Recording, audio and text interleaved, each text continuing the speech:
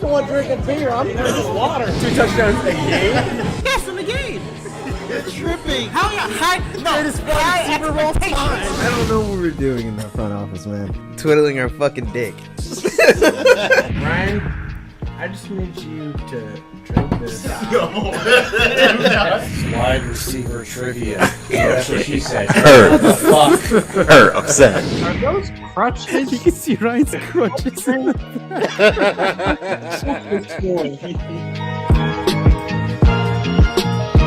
What's going on, folks? Welcome back to your favorite show on the internet. This is AFR episode 302. I'm your co-host, Jalen Brown. I'm the one you love to always hate because I'm always right, Malin Dennis. Your other great co-host, Nestor. I'm your other co-host, Junebug Spade. Rolling out of the 253, stumbling, bumbling like the drunk he is.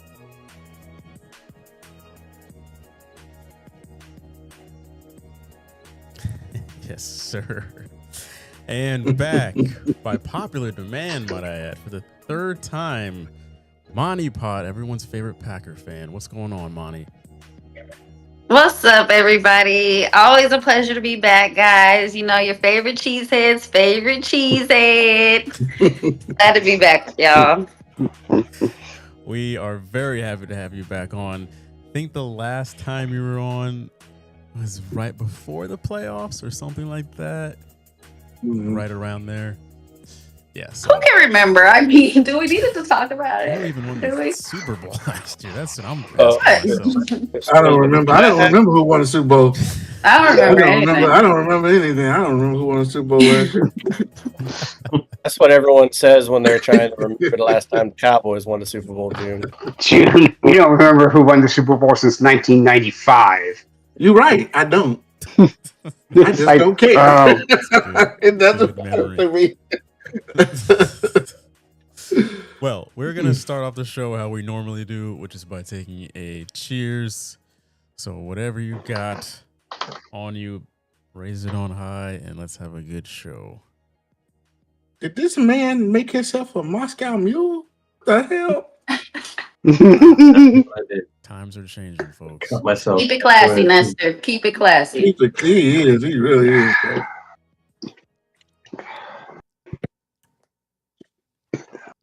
Trying to be like Jalen.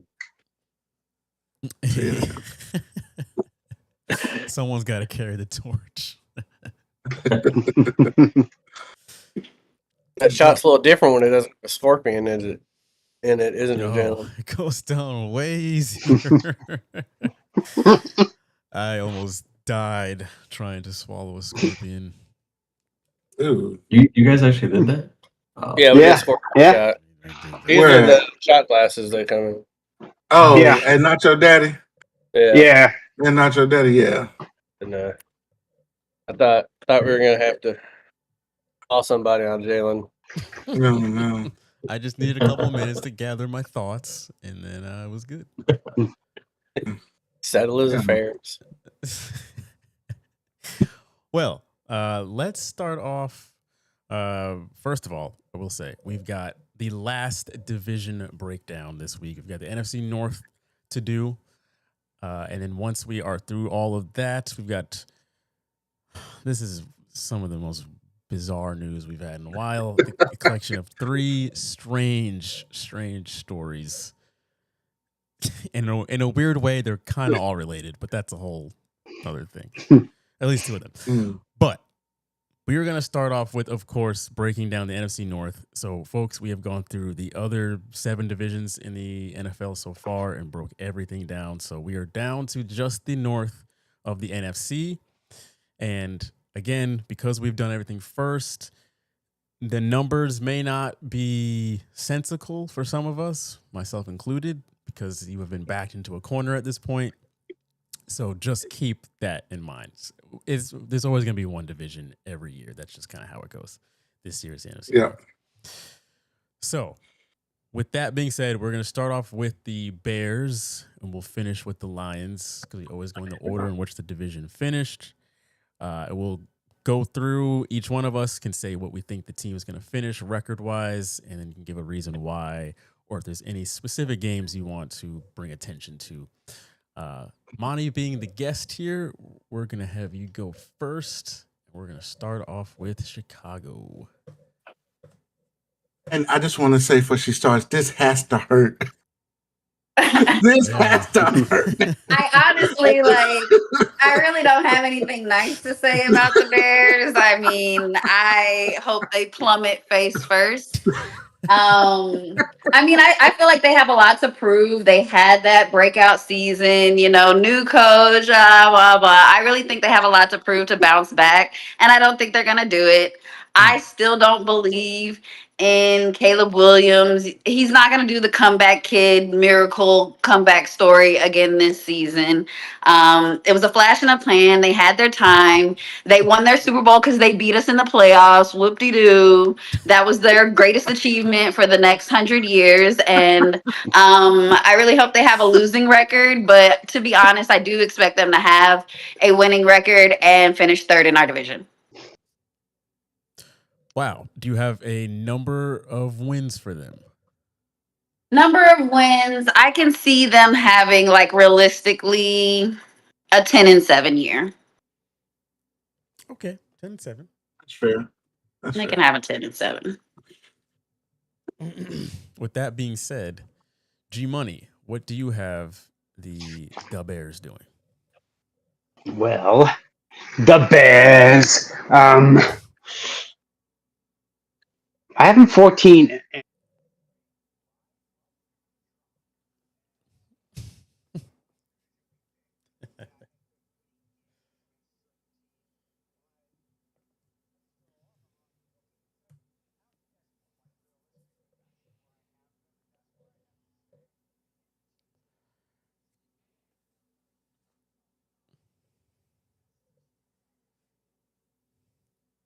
Yes, you really cannot change things now because it's the butterfly effect. So once you start altering one thing, you've set yourself up for a world of trouble. I don't know how I ended up with this number, but I have the Bears only winning 9 games. I tried to figure it out, folks. I was trying to do reverse rocket turbo science, and I could not get the numbers to align for the other teams. And I was looking at my math, and I'm like, no, I guess I did pick that. So I don't have a legitimate reason to tell you why. It's just that is what the science says. Blame science. So 9-8 for the Chicago Bears, which at 9 wins, probably not going to be enough to get them into a playoff spot in this division. 9 wins. June. Well, first I want to say, Jalen, check the chat. It's blowing up right now. Oh, is it really? Yeah, Monty, gonna set the chat off. her Bears hatred. Oh, I see here. Indiana Bears. Yeah. Get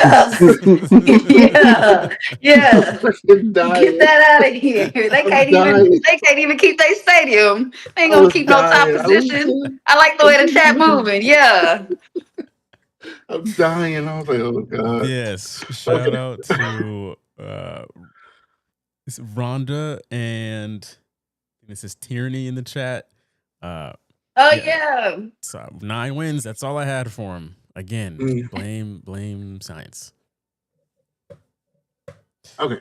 I'm taking. I was like G Money at first. I was going back and doing my counts and stuff like that, and I had the Bears at 14-3. But then I went back and I looked at some numbers and I was like, no, that's not right. So I do have the Bears at 12-5 winning that division.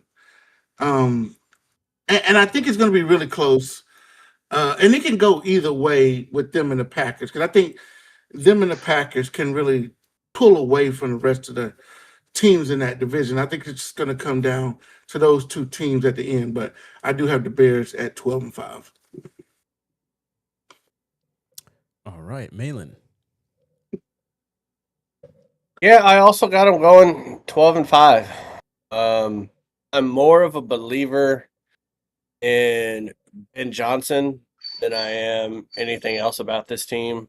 Not nobody thought Goff was going to do what he's done in Detroit when he first went over there from the Rams. If Ben Johnson can make him a Pro Bowl quarterback and help get that offense to NFC title game, then sky's the limit on what he could do with someone like Caleb Williams. I'm not saying Caleb Williams is going to be the next like top 5 quarterback, but I don't really feel like Jared Goff ever was. But they can put up points. Sometimes Caleb Williams can just make that throw that you're just like, damn, didn't know that possible to happen. And so I think that's worth a couple wins. Yeah, I got them winning 12 games. I'm not really that impressed with their wide receiver core. Looking at Rome Odunze being really the only like name that I can really pick out from that list. DeAndre Swift, I don't know. Running back. Olsen Loveland at tight end, but yeah, they're gonna have to show something different on a little bit more on defense. But I'm going 12. I think that's fair. But didn't they win 12 games this year? Yeah. Yeah, I think they'll do about the same. Yeah. All right, Nestor. Yeah, I reset everything on this playoff predictor because none of it made sense. I like it. It was like an alternate universe. So It's a new I did everything thing. I like again. it. Yeah. So I got them at 11-6. You know what? I'm a big fan of whatever the GM is doing over there in Chicago. I think he made some key movements and brought in some pieces last summer that really made a difference. Pair that with the coaching, pair that with some young kids that are doing their thing. I think they have enough to safely get their 11, maybe 12 wins. So yeah. All right. Let's go back to the top. We're going to Green Bay on this one. Monty, what are your Packers doing this year? All right. Hold on. Let me talk about it. All right. So, like was just mentioned, we also have some new things going on. So Miami they took our defensive coordinator. They took Hadley. So, we have a new defensive coordinator. We have a new special teams coordinator. We have a kicker, guys. We have a kicker. Booted it from 60 has been phenomenal. We have a kicker. Okay, we've got. I'm really liking what I'm seeing in this new Brandon Cisse guy being CB1. Keyshawn Nixon has his issues, so I'm glad that we have something there. Tucker Kraft is back. Matthew Golden's hands are elite. Reed is back. Jordan Love's in prime form. He's a father now. He got something to prove. Chip on his shoulder year, okay? Going into season 7. Even though we know he's at 3, we'll still count this as 7. People act like the Packers are embarrassed by that. Who's embarrassed by that? Okay? I'm not. I've been spoiled under QB. So we got it all. We got it all. It's coming back. Micah's gonna come back. I think he's gonna come back week 6 against the Cowboys, but I'm okay if he doesn't come back till week 10. I just need him there in the end when we get that ball rolling because we're going to the playoffs. I don't know what y'all were talking about. Bears 14-3, but the Packers are definitely going 14-3. Okay, we'll miss probably 2 without Micah, maybe 1 with Micah, and that'll be all the games that we drop. I will say this. We beaten the Bears twice this season. I promise you it's personal. It's personal. We beaten the Bears twice. We may go 1-1 with the Vikings, and we're beating the Lions twice in this division. I can tell you that we're only losing 1 game in this division, and that may be against the Vikings, but we beating them Bears twice. So yeah, 14-3. None of those losses to the Bears. I thought you was making a joke. Okay. There are 2 weeks I need to inquire specifically. Week 3, you guys play the Hawks, the Falcons on, I think it's Monday Night Football or Thursday, whichever. 2 weeks ago, we had on Ryan, Open Gym TV, big Falcons fan. If I remember correctly, he had the Falcons winning that week. So what do you have the Packers doing against the Falcons? He did. I'm sorry. Like, did the Falcons do something other than support a domestic abuser this offseason? I'm not understanding what the. I'm not understanding what the Falcons. I'm supposed to be. They have one good player that they don't utilize enough. Like, I'm supposed to be threatened by that. Oh. I don't even think that's gonna be a game. I think that's gonna be a snooze fest. So, yeah, we're gonna tear them Falcons up. I wanted to be clear there. The other one, week 6, you guys play the Dallas Cowboys. Cowboys. Any thoughts on that one? I have $100 bet on that game already. Let me tell you something. That tie game last season, that burnt my biscuits so bad. That made my eczema itch. I hated that game. So as part owner of the Green Bay Packers, I've gotten with the peoples. We're not doing that again. We're definitely coming away with the dub against the Cowboys this year. Micah needs that. We not gonna do that. That's why I think he's going to come back that game, and I think he's going to put the nail in the coffin, and that will be that on that. Okay. So sorry for you, but even without him, I don't see us losing that game. Thank you for answering my questions very directly. We're going to go to G Money next. What do you have the Packers doing, G Money?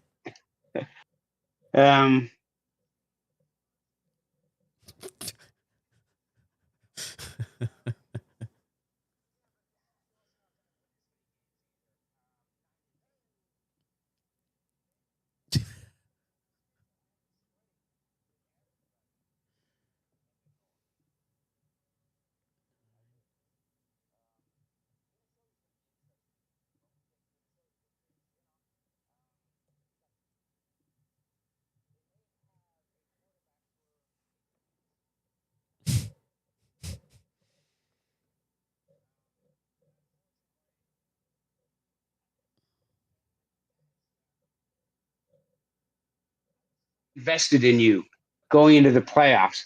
I thought you guys could go forward, and you couldn't. So now this is how you pay for it. You go 9-8, and you'd miss the playoffs because there's too many other teams that are going to be better than you.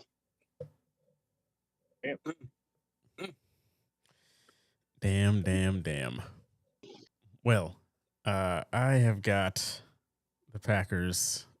This is another wacky number here. If I got them winning 13 games, I tried to return some wins. I did. But also going through the schedule, I was like, well, there are a lot of winnable games in here. I've got them like splitting against Detroit. I've got them splitting against Chicago. But I do have them beating, I've got them beating Buffalo. I've got them beating Houston. I've got them beating, not my Patriots. I got them beating the Dallas Cowboys. And then there's New Orleans is in here. Carolina's in here. Miami's in here. So they've got a lot of winnable games. 13 it sounds a bit fluky to me, but I wouldn't be surprised if this team hit 11-ish wins, close to a dozen. I think they're more than capable of doing that. So I'm not too angry at this number at 13. Malin. What about June? So I went through the Packers schedule, and it's about a mid schedule.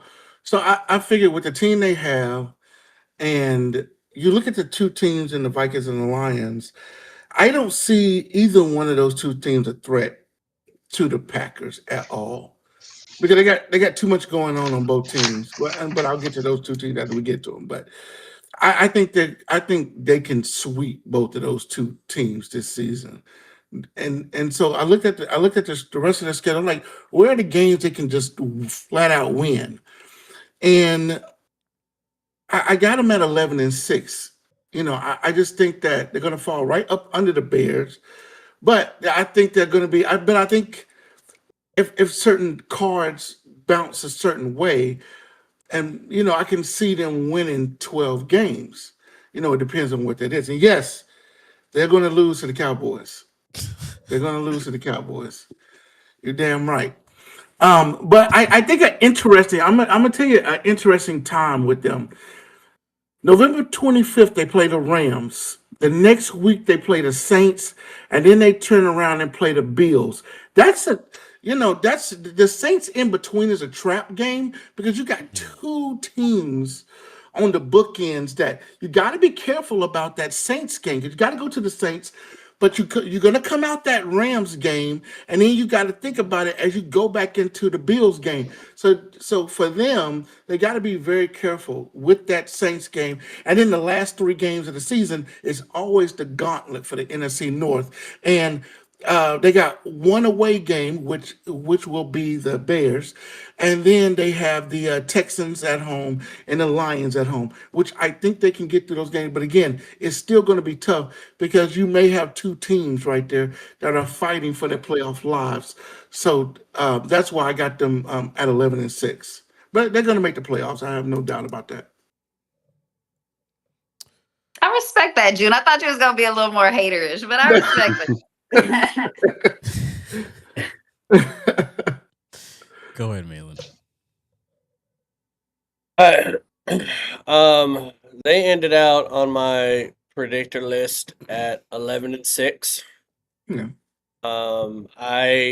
I see them starting off the season 7-3, even without Parsons, for a number of what I think it's probably going to be at least 4 games, probably 6. I do have them beating Dallas. I have them losing to Chicago and Carolina and Minnesota in week 10, but I have them beating Minnesota in week 1. So I have them going 7-3. It does worry me a little bit the second half of the season because, like June said, you do have some trap games, I feel. Going Chicago and then playing a defense like Houston, and then having to get ready for Detroit again, which could decide whether or not if I'm winning 11 games, that game could decide whether or not they end up going to the playoffs or not. I think it's just absolutely mean that they're making Miami go to Green Bay on December 20th. Something about seeing that aqua and orange and impossible snow. That'll be must see TV if that happens. But I do think Malik Willis. He played in Green Bay, right? Mm-hmm. So Yes, he's we played. love him. We Yeah, love Malik. so he's played in that cold weather. It's not like they got Tua Scissorhands concussion playing for him right now. I just think that they got Matt LaFleur is great at racking up regular season wins. And Jordan Love, although I don't think he's the greatest quarterback in the conference, he is a very good quarterback right now. I do like their wide receiver room, and I do like Josh Jacobs. I just feel like people get hurt a lot in Green Bay. And when they get hurt, unlike the 49ers, they start losing games. So we'll see if they make me a fool with saying 7-3 in the first 10 weeks, because I don't think they won a game without Michael Parsons last year. Did they, once he got hurt? Didn't they just start falling off the ladder a little bit there? Oh, we definitely still won games. Okay, it didn't feel like it. So I think they were at 9 wins when he got hurt, and I think they won 2 more. 11-6. I think that's a pretty solid pick. To be honest. You and June both have him at 11, right? Yeah, we did. All right, Nestor.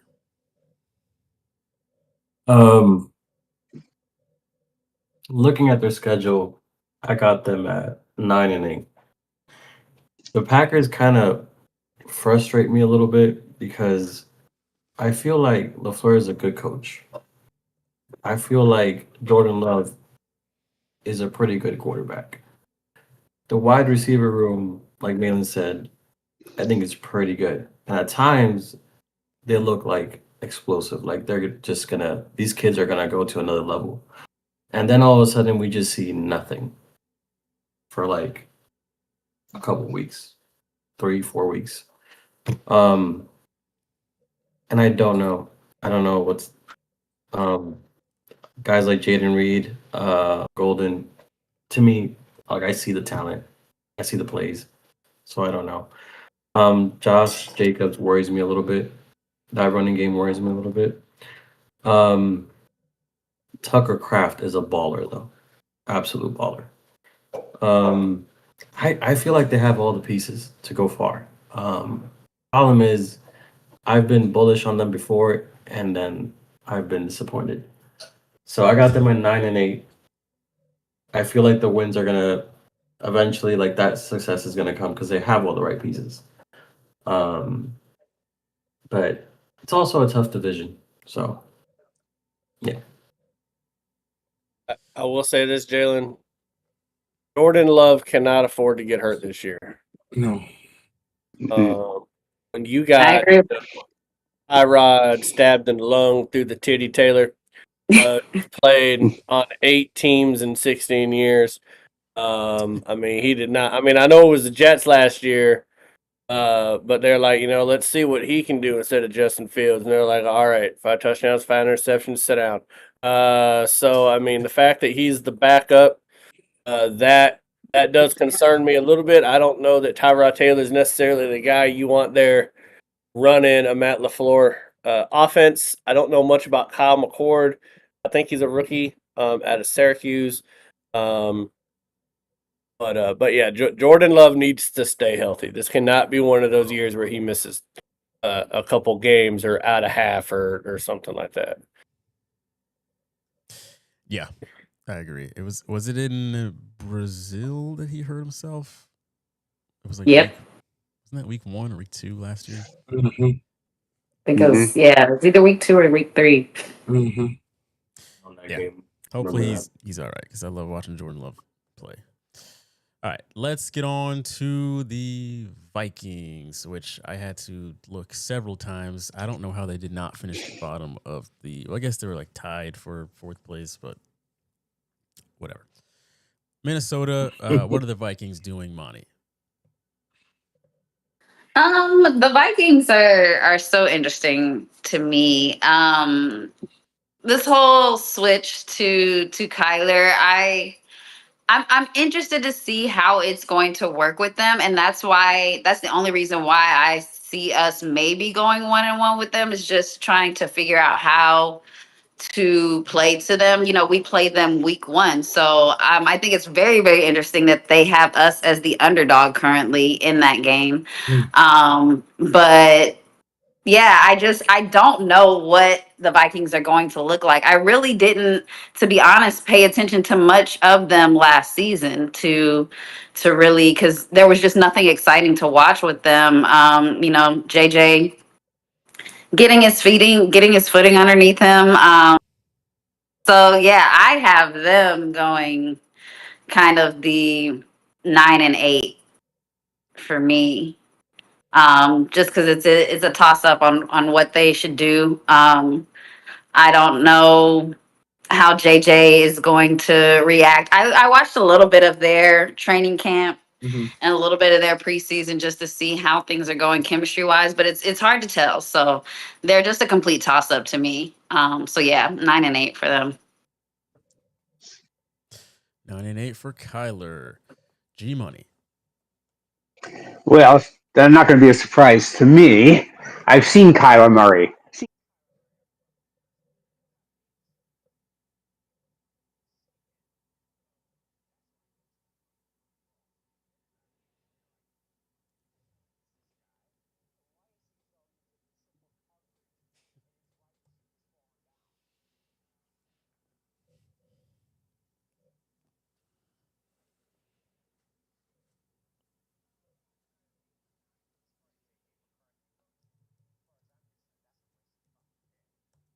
Mm.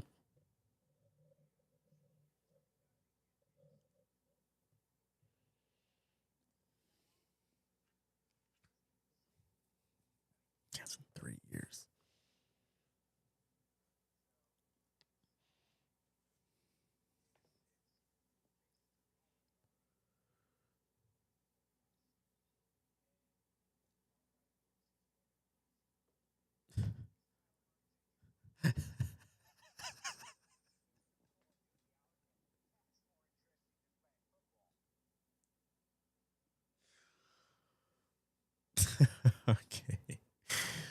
All right, so 8 and 9 for G Money. I'll do you one worse. I got him at 7-10. This was again pretty much defaulted for me, but I had no issues with the 7 wins. So I was like, oh, that sounds about right. I don't know what we're gonna get out of that quarterback position. Kyler is a big wild card. I think it is feast or famine with him. Like either it's gonna work out really, really well and be kind of like a similar to a Sam Darnold situation from 2 years ago, or it'll be the same old Kyler Murray that we have been known. So I'm just kind of going 7-10 more on the typical Kyler Murray side. So yeah, 7 wins from me. June, go ahead, sir. Me, the Vikings, and I put a note down, because everybody's alluded to it. They got a new quarterback, and will he last all season long? That's the whole big thing with the Vikings right now. Are we going to have a revolving door at the quarterback position this season? But I got him at 8-9, and a lot of it has to do with, number one, the start. I see them losing the first 3 games of the season. I mean, just starting off on a losing streak. And just not recovering the rest of the season. Because that November, let me tell you something, that November for them is going to absolutely kill them. They got the Lions, they got the Bills, they got at the Packers, and they're at the 49ers. There's not a win there for that team because Kyler Murray is not good enough to beat those 4 teams. And he's definitely not good enough to go on the road and beat the Packers and the 49ers that late in the season, because those teams are probably going to be, as long as no major injuries, are going to be hitting their stride.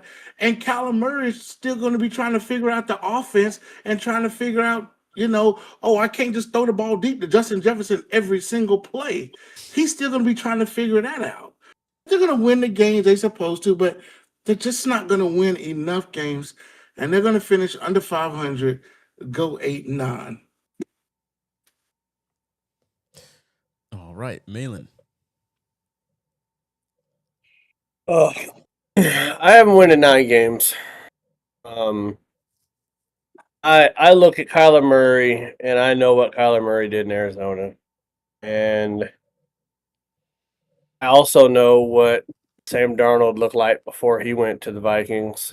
I know what Daniel Jones looked like before he was a backup for the Vikings.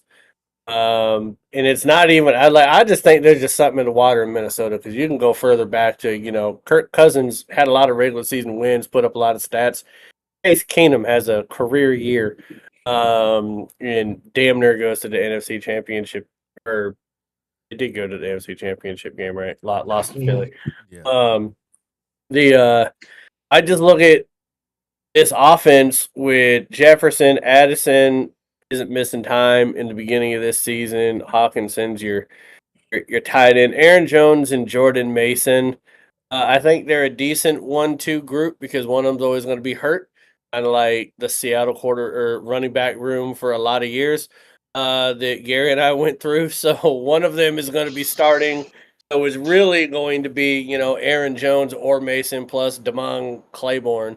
Not those two tagging off of each other. But I actually think Kyler Murray is going to do pretty well. I think he's going to make people believe in him again, and we'll see if Minnesota can, do something idiotic a third time and just let another quarterback go and try to go back to JJ after this. Or are they going to sign, Kyler Murray long term? I do think it would be, just because I'm saying he's going to have a really good year this year doesn't mean that I think he's going to have sustained success in that division. You are playing, outside in the division on 2 of these teams. He does got small little hands. He's like a little Lego man out there running around against big boys. But I think he'll do enough to win enough games for them to want to keep him as their quarterback. And then you got to start wondering, is JJ McCarthy one of the more bigger busts in NFL history when it comes to quarterback? I would put Trey Lance ahead of him. But shit, at this point, Jamarcus Russell, I think Jamarcus Russell played at least 18 games. I don't think J.J. McCarthy's even played 10 games for the Vikings. So if he never sees the field again for them and he's your first round pick and he plays 10 games and that's all he does, that's pretty bad considering who they let go.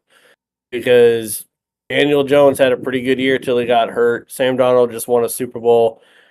To hand the reins to him, and now you're handing it to another first round quarterback.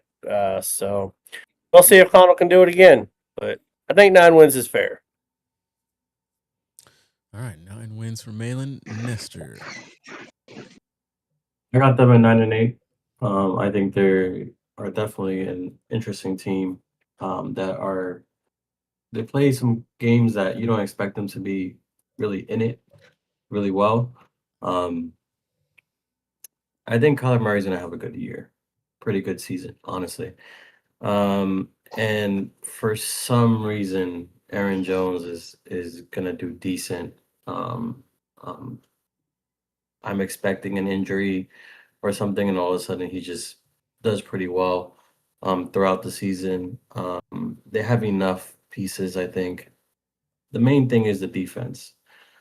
Brian Flores, I think, just gets a lot out of his defense, and I'm expecting really good coaching. That's like the main thing with this team. So I got them at 9 wins because of that. All right. 9 Nestor, wins. you have the Packers and the Vikings with the same record. Is that correct? Yep. Okay. Okay. It's hurtful, Interesting. isn't it, buddy? Hurtful. Yeah, it hurts a little. I actually like Nestor. I had no beef. But I do now. Clicks pin. Writes name on list. Taking down notes. There will be a voodoo doll of Nestor made out of cheese. This episode airs. Let's go into the Detroit Lions. We're going to start out with Monty. What are the Lions doing in 2026? You know, this is kind of a weird take, but I prefer when the Lions are our biggest rival versus like the Bears, like as far as actual competition into the postseason. And that's probably because I know like the Lions have never seen a Super Bowl. They never will see a Super Bowl. So I just think it's funny to get them all hyped up in the city, all, ooh, yeah, you know, like like I said, my family's from Chicago, like Detroit are our cousins. And, you know, it's funny for them, but I just know they're never going to go anywhere. But I just can't stand Bears fans. So like I always want the Bears and the Vikings at the bottom, and the Lions can be up there with us. So I kind of would like to see the Lions have a little resurgence, a little bounce back. But do I believe that that's what's going to happen? No, I think we've seen Jared Goff's best years. I don't expect him to play at his best. I think we've seen his prime. I think he's just a kind of a game manager. I never really was super impressed by him. But and I can't stand Rock. Can't stand him. But the man is talented, but I just cannot stand him. But I do kind of want to see the competition be more so between the Lions getting their resurgence back. So I would say I would put them at like 11-6. Oh, wow. 11-6. 11-6 for the Lions. Rhonda in the chat. She said she's sharp for a cheesehead.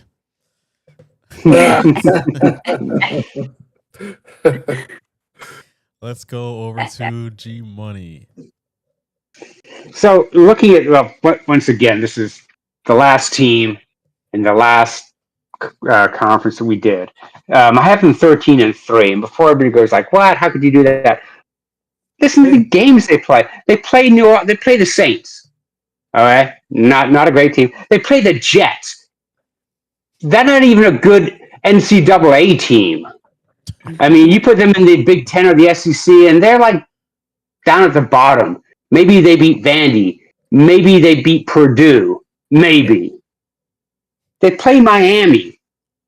Okay, that's not a good team either. Yeah, I mean, they play Atlanta. They play Tennessee. Who the fuck made this schedule up?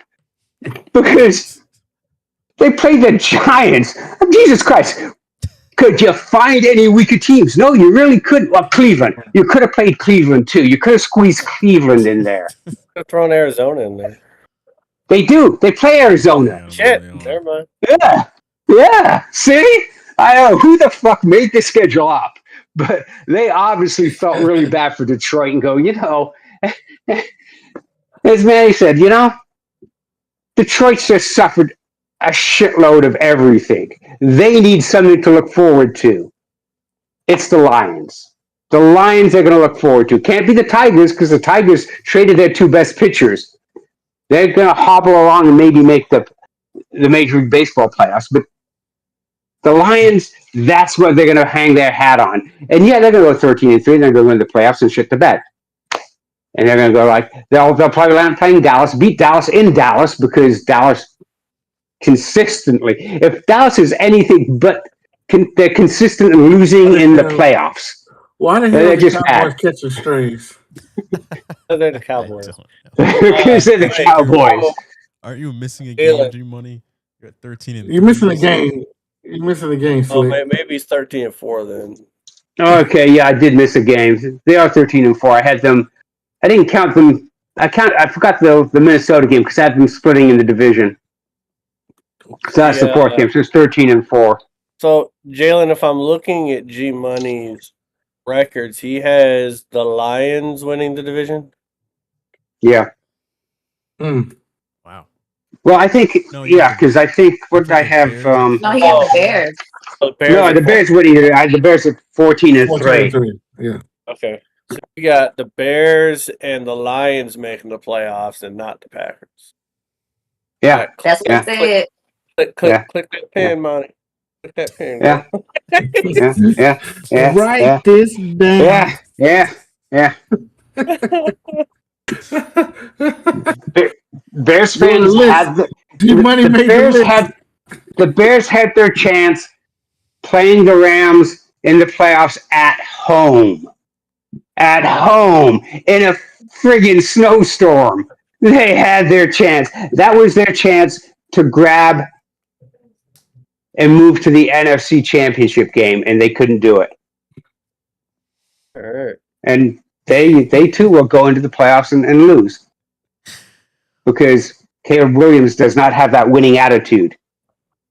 We watch him in the Pac-12. That boy can't win big games. Rhonda says that she loves this guy, so G-Money, you got someone rooting. That's my mom. Rhonda is my mom. She quickly, once she heard your Chicago take, then she says, I take my love back. Boo. That's why I was dying earlier. What? I was dying. That was so funny. I have got the Lions winning 11 games this year. I'm not gonna lie, Monty. That was very hurtful to call Jared Goff a game manager. I was like, damn, Jared Goff, a game manager. I have nothing personal against Amon-Ra St. Brown. that was a hot take. I think the Lions will be just fine, but I don't think they'll end up doing anything significant this year. Whether 11 wins gets them into the playoffs or not, I don't think it'll matter with them. They're just a hot team that likes to play fast, and Dan Campbell likes to talk. Just breathe a bunch of hot air out there. They don't really do much of anything. So 11 wins for Detroit. It'll be a fun year for them like they normally have, but that's all. June. Yeah, I'm not high on Detroit at all. They lost a lot of people. They had a lot of they lost 6 starters just from the team last year. And that's just the 6 key losses. We're not talking about all the other free agents that left, and they really didn't do much to replace them. They still are. Their offensive line is still shaky at best for the Lions, and Jared Goff is not getting any younger. A couple of big hits in that division. We're talking about some of the best pass rushers in that division that he has to play twice a season. So I don't care how easy his schedule is. It's his division that's going to beat Jared Goff up. And he's still going to miss not having Ben Johnson. Ben Johnson was a big part of what he did. And he's gone. You saw him miss him last. He's going to miss it again this year. It's going to, I don't know how much longer Jared Goff is going to be there, but I can't be high on them. I feel they lost too many players on this team, including Montgomery, who's one of their, who was one of the guys who, in that backfield and they lost some other key players. And I see people saying, when I see people saying, they're going to win. No. They got too many losses. They haven't replaced them yet. They're still missing Ben Johnson. They're going to continue to miss him. They're going 9-8 on the season, and they're not making the playoffs. And like I said earlier, they're not beating the Bears, and they're not beating the Packers at all this season. They're going to play them competitively, but they're not going to beat those two teams. And then they're going to split. Then they're going to split with the Vikings. So that's already 5 losses right there. And then, you look at they're going to lose to the Bills. That's a loss. I actually have them losing to the Falcons. And then of course, they're going to lose to the Patriots too. So that's already that's the 8 losses right there. So that's why I think they're going to be a 9-18. Wow. All right, June. June's got the beat on the Detroit Lions. Let's go, Malin. Malin, I loved your very quiet and subtle amen when he said the Patriots going to beat the Lions. I don't know who said that. Sir. Listen, I honestly think first I haven't won in 8 games. Thank you, Malin. They're going to take another step back. For maybe a couple different reasons in June, but also some of the same. Because, like you said, they lost 6 starters. That's a third of your starters that have no longer been coached by Ben Johnson and Aaron Glenn, who Detroit was missing their coordinators last year. The only person, in my opinion, that didn't miss one of the coordinators last year was Jared Goff. I mean, he still balled out. He threw for 68% of his passes, 4,500 yards, 34 or 38 touchdowns, and I know he had under 10 interceptions. So he still balled out. But I do think you're going to miss Montgomery, even though Jahmyr Gibbs is now going to be one of everyone's favorite fantasy football players, because we all know how he handled the rock whenever Montgomery was hurt. Isaiah Pacheco, I don't know that's necessarily a comparable pickup to Montgomery. Maybe with a lesser load, he can come in there with a burst. But what it really comes down to me is the coaching. You don't have the same brains on the defense and the offensive side of the ball. Aaron Glenn and Ben Johnson were very good coordinators. Aaron Glenn was a much better defensive coordinator for the Lions than he is a head coach for the Jets. I think we're going to agree on that. And look at what Ben Johnson did to turn around the Bears. And Dan Campbell, man, at some point you have to realize that you're one of big boys in football and stop trying to eat people's kneecaps. Like, he is so aggressive with his play calling that the last 2 years it's been predictable and biting him in the ass more than it's been successful. And so I think that coaching is going to cost them games. I think the offense is still going to score their points as long as people don't get hurt. Don't they got Laporta coming back from a knee injury? I think it was a knee injury. Maybe it was Achilles, but so they got their tight end coming back. Like you, Jalen, I don't have anything personal against Amon St. Brown. I think he's a really good wide receiver. I had him in fantasy 1 year, so I can't complain too much. He gave me a lot of points. But other than that, I think they're going to score a lot of points. But defensively, I think they're going to give up a lot of points too. They just have a middle of the road defense, and when you are as aggressive and kind of fucking up with your aggressiveness and your coaching style, your defense needs to be a little bit more shut down. So I got them at 8 wins. All right, Nestor, bring us home. I got them at 12 wins, but I feel like that's bullshit. Is what You just redid everything. I know, but I'm like, This is the alternate reality. I watch this, right? I redid everything. Somehow, week 9, this is actually ironic. I had the Dolphins beating the Lions. I did not do that. I swear to God. I'm gonna throw a hope and a prayer on this W.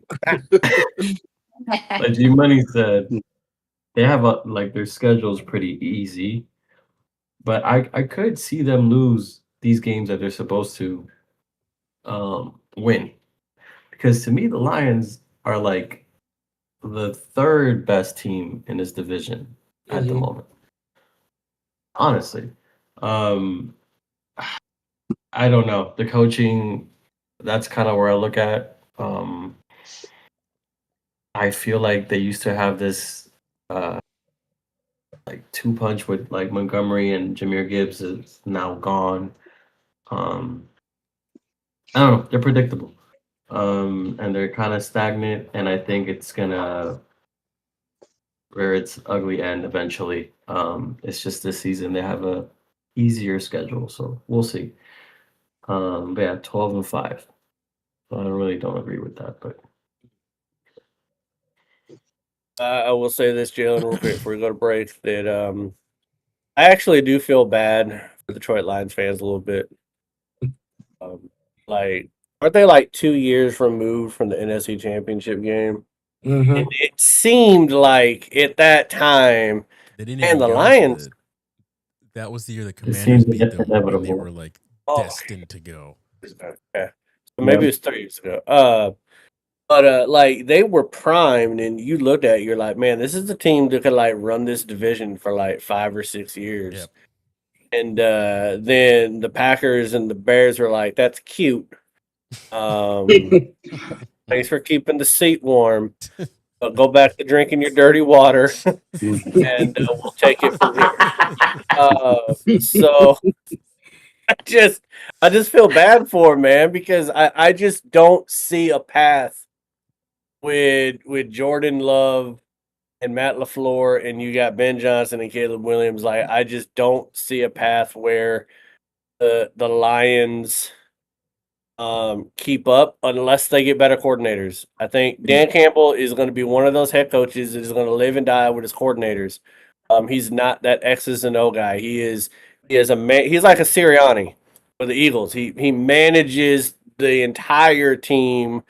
He's not, like the X's and O type of head coach, except when it's 4th down. When it's 4th down, he wants to call the plays. He wants to decide what's happening on 4th down. He's like, 4th and 10, let's go. But yeah, so I kind of feel bad for Lions fans a little bit. Yeah, they had a window, and it was very, very short. But it does seem like it's kind of close now. I don't know. They're a really good team. It's just a matter of like, we'll see. They remind me of like the Houston Rockets of the 2017, 2018. But at the same time, though, too, they were also really kind of feeling themselves, talking like they'd done something. Yeah. And like They were. Yeah. They were puffing their chest out, that mutated chest from the water. They was puffing it out. And was like, we winning things. We run this, and that's where my hate for Amon-Ra St. Brown started. They're a little hubris with trash talking. You know how fans can be.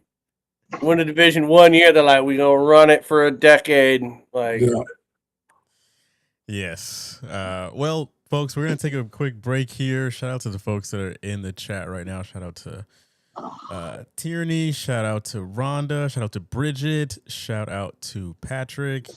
Thanks for coming out and talking nonsense with us. We're going to take a break for about 10 minutes or so.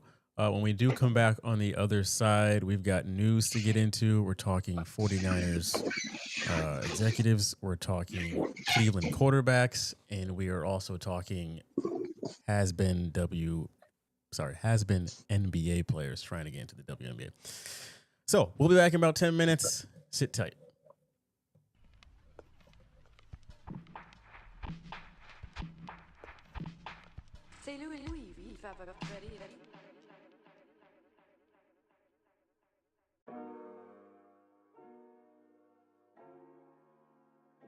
When the Fever cannot score 100 points, they typically cannot win. And in last night's game, we had another instance of that. Dallas was able to slow them down offensively. You can't let the Fever just run up and down the court and get into a track meet with you, because they're probably going to win that game.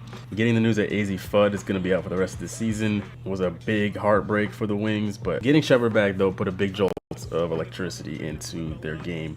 In the first half alone, she had over 20 points. Paige Buckets, nice pass. Ware, nice pass inside to Shepard. Listen, Paige Buckets and Caitlin Clark did not have good games. Buckets put up 13. Clark put up 10. She was 4 for 15 from the field. Buckets was 5 for 16 from the field. They essentially neutralized each other. Someone you can't neutralize is Kelsey Mitchell.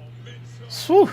She had 37 points and the Fever still lost. But big reason why is because the scoring responsibility for Dallas to kind of counter all the points that Kelsey Mitchell was scoring was Agubawale putting up 32 points. Jess Shepard just putting twin into the rim.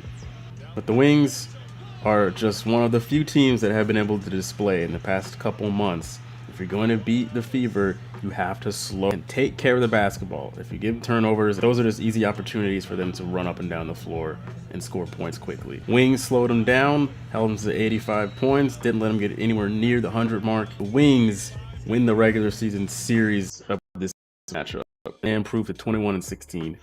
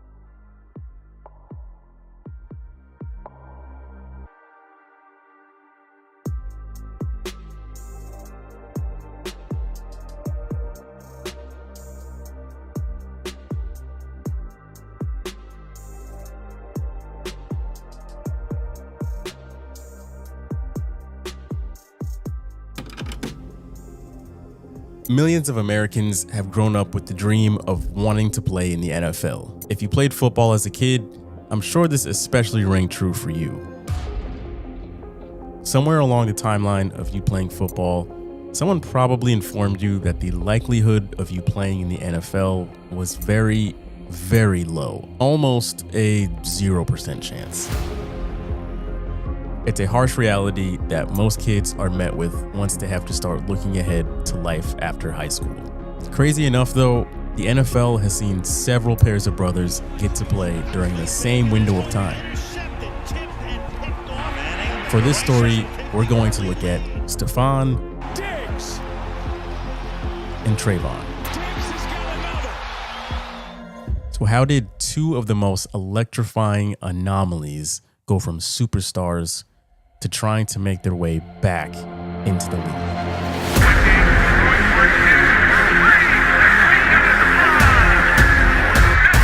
Can you dig it?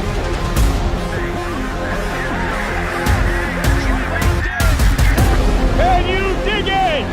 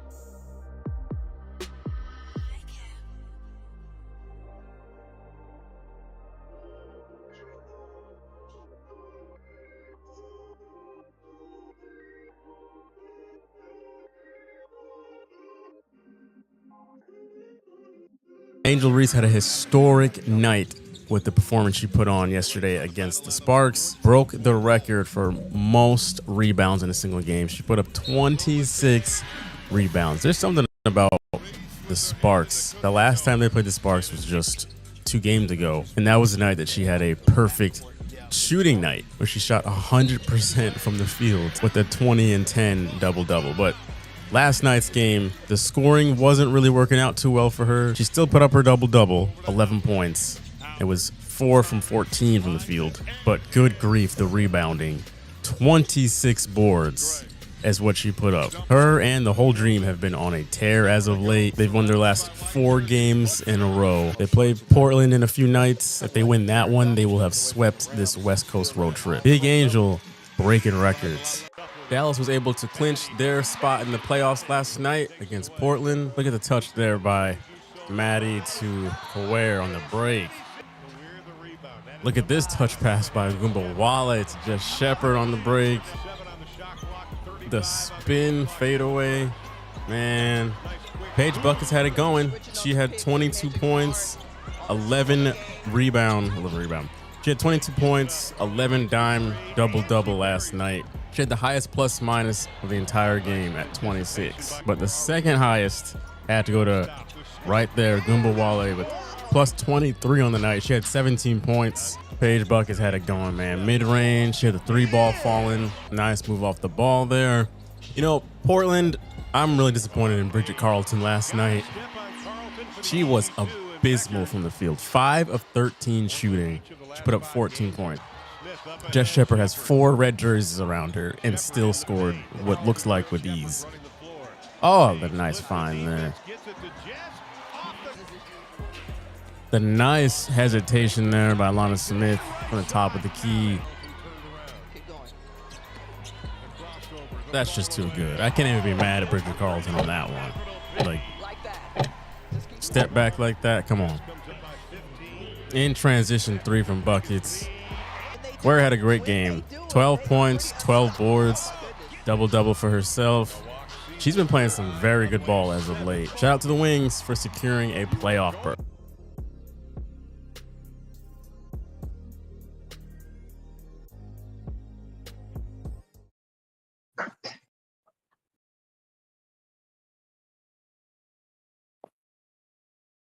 You can get out your second drink. We are back. It's all good. Hope you used the bathroom, you grabbed a snack, you did whatever you had to do, because it is time for a roller coaster ride of a second half, because we've got some news to get into. So we're going to start things off with a cheers to the second half, per usual. Cheers.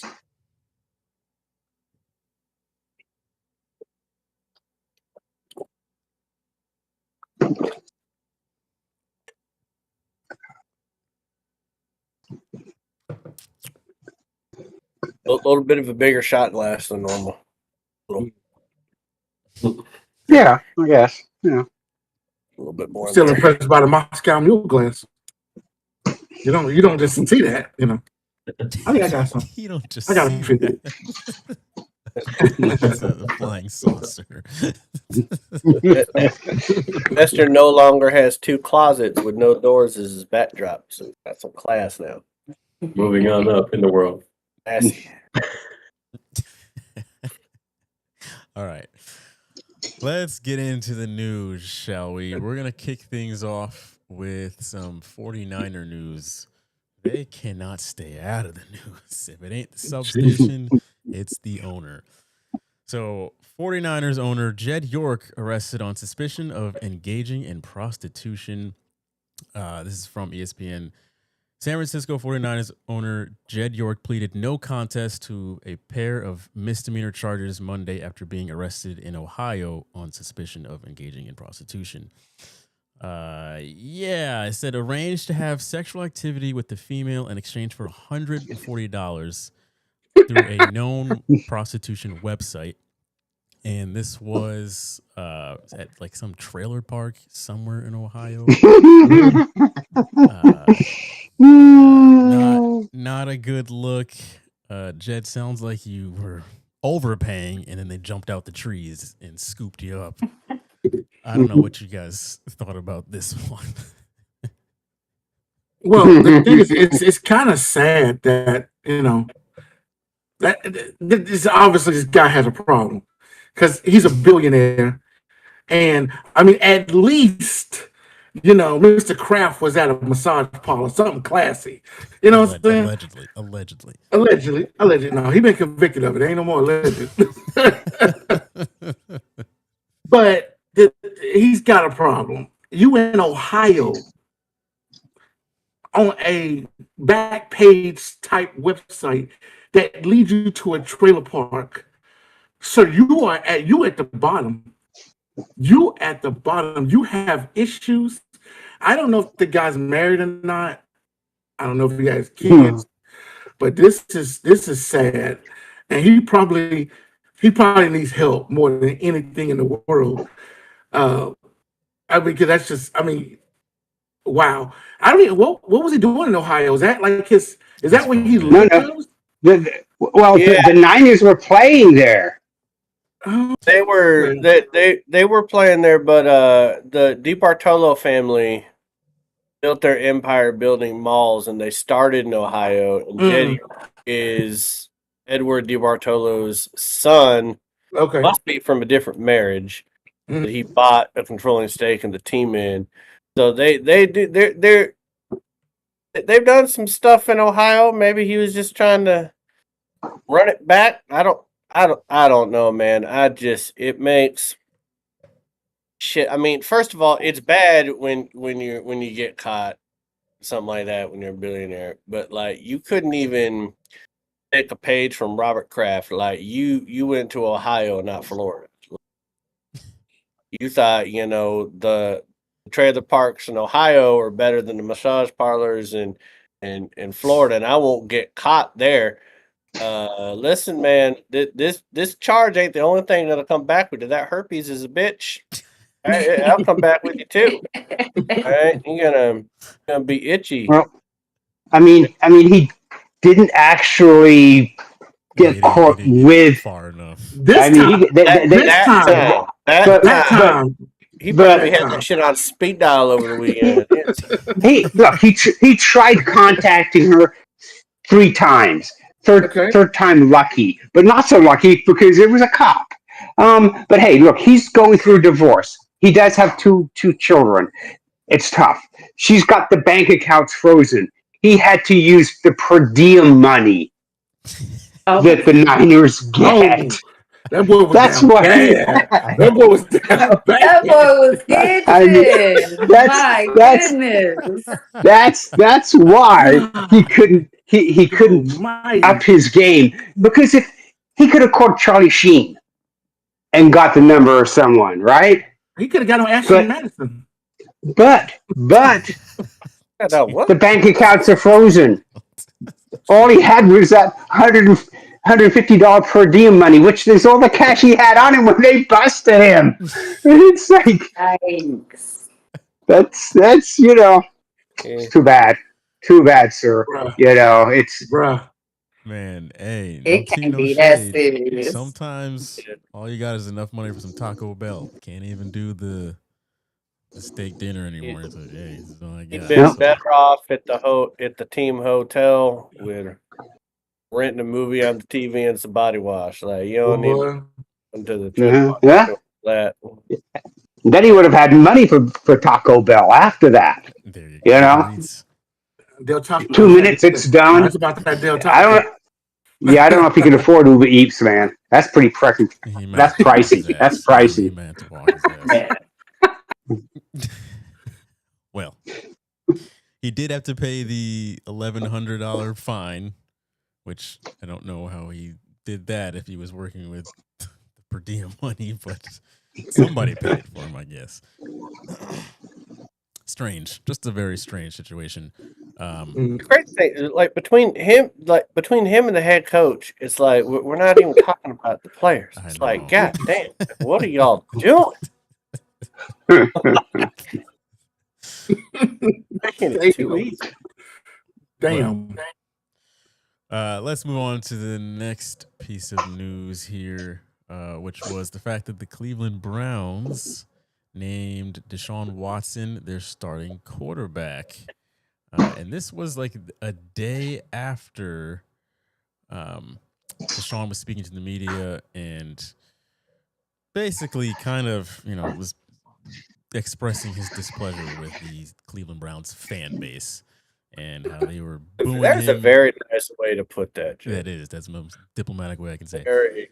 They were booing him when he got hurt, and he was telling them how he really felt about the Cleveland fans.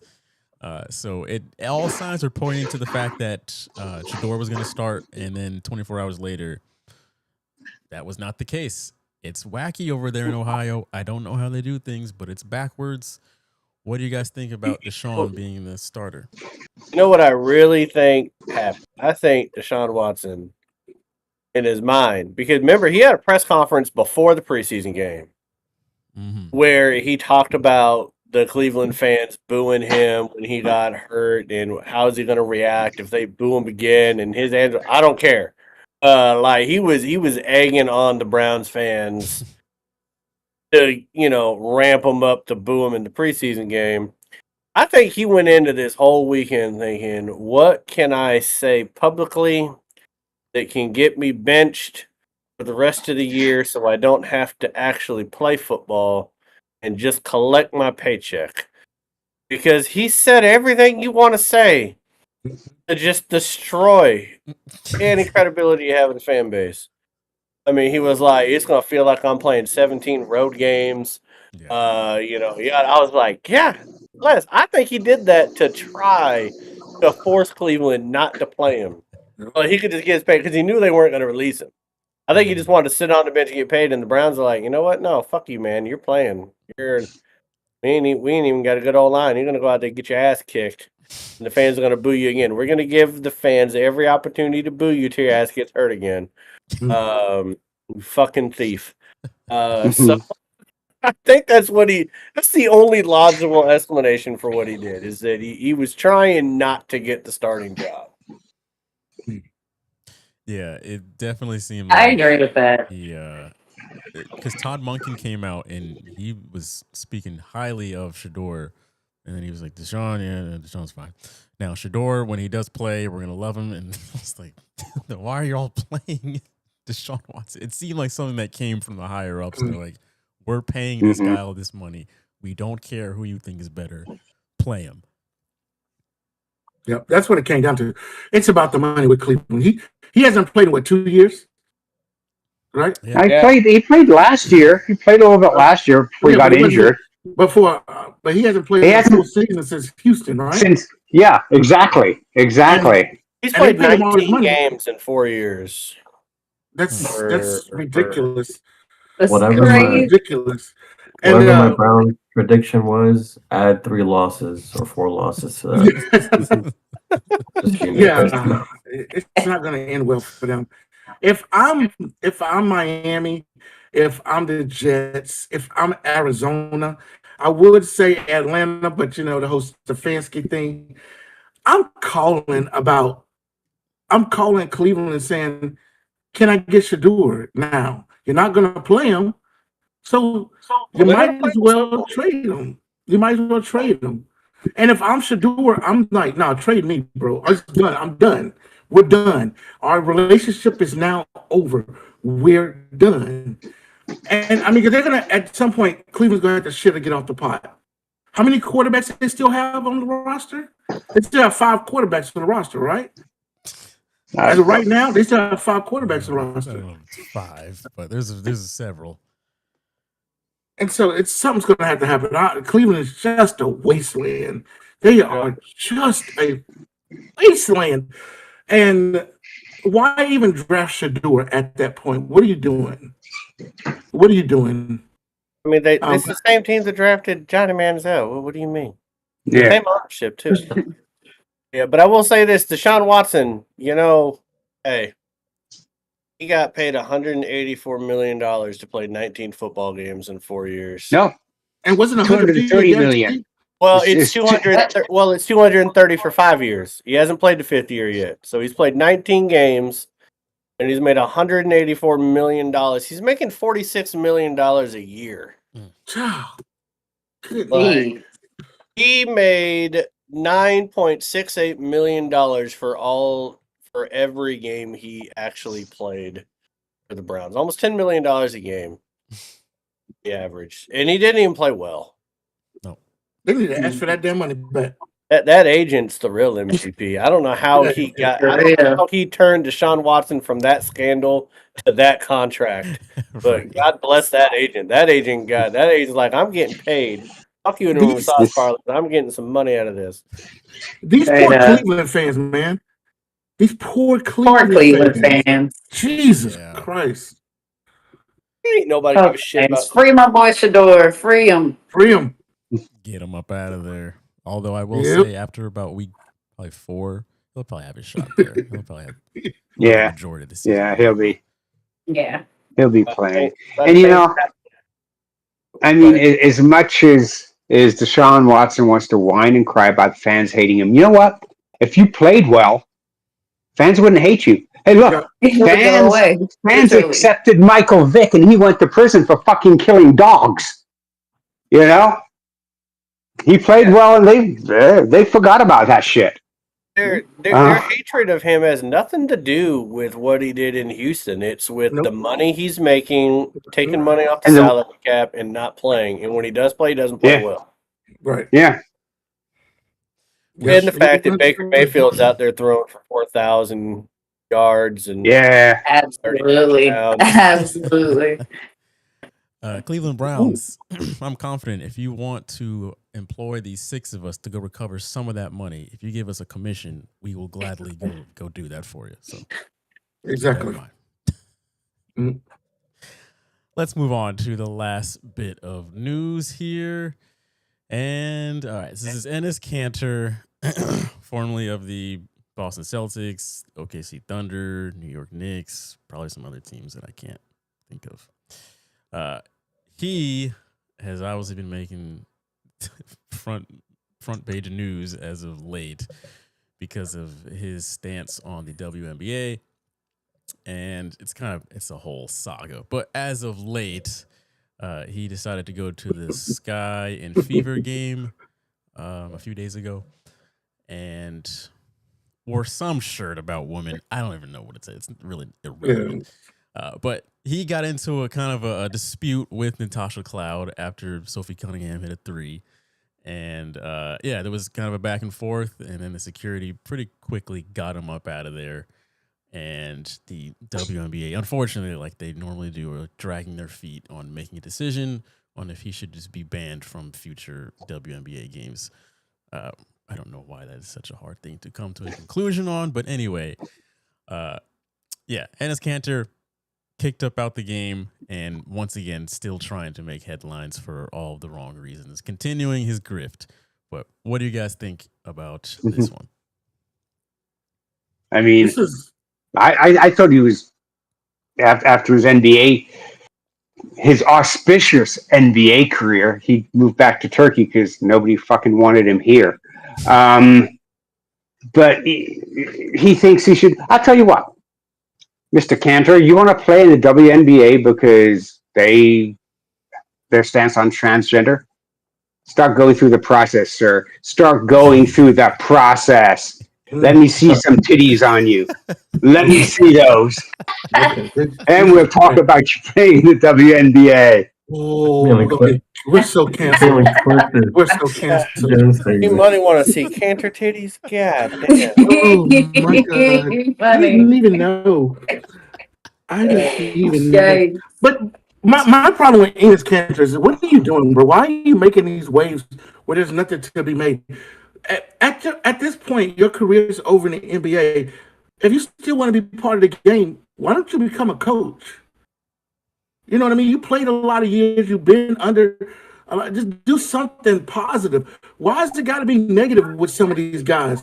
Why do you have to come in and just be like this? Nobody wants to see this. Nobody is behind you. Who the hell is backing him? Nobody. What are you doing? You're embarrassing. I'm here for the chaos.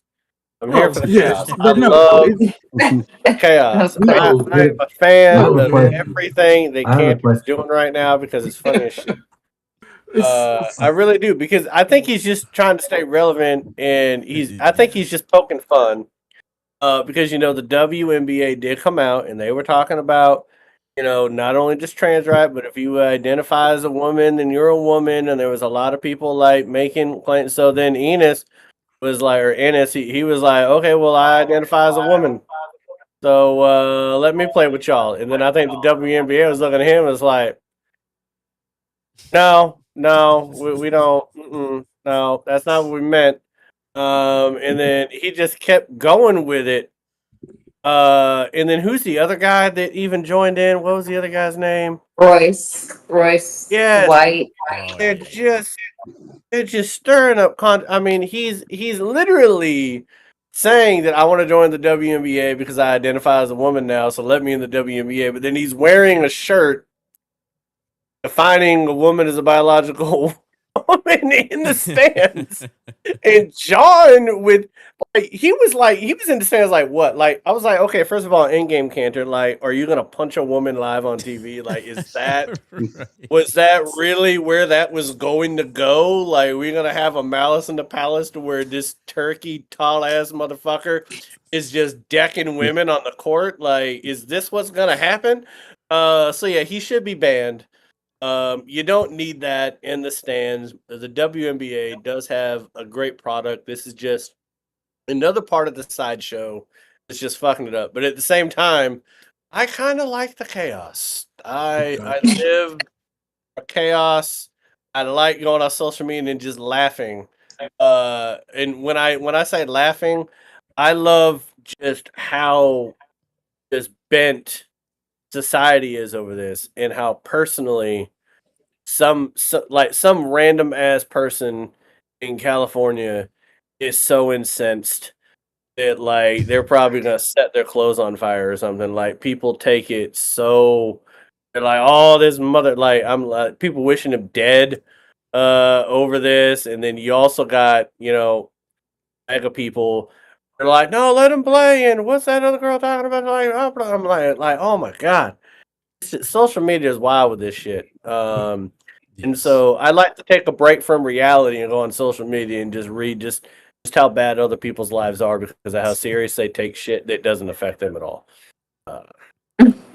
Let them keep trying. Nothing says protect women like showing up to a woman's job, threatening her, stepping over the baseline. That is he feels so protected.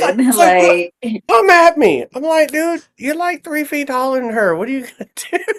Like, this is ridiculous. It's also a non-issue. That's one of the things I hate about social media. It's been a non-issue. We don't have trans women at the high school level or the collegiate level trying to play. So I don't know why this is such a big topic. Also, in the rules for the banned substances are a lot of these hormone blockers. Right.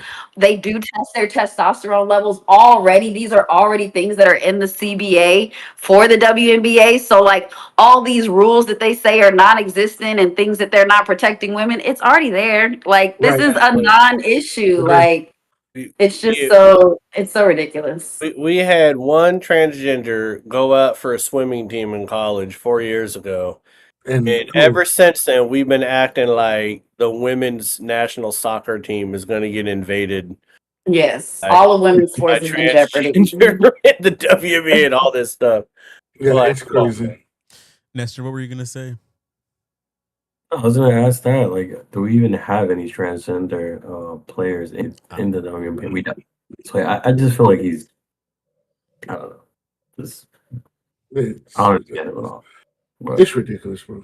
Yeah, sounds like a dude who's out of the NBA who's trying to figure out a way to make some waves.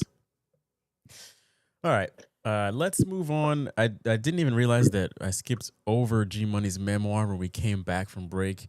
I don't know if you have one, G Money, that you're interested in sharing before we get to what's up with that. Sure, I'll do it real quick. So, okay, here we go. Thoughts from Vegas. Thoughts that we all had, but we never spoke. Did we? Gentlemen's Club.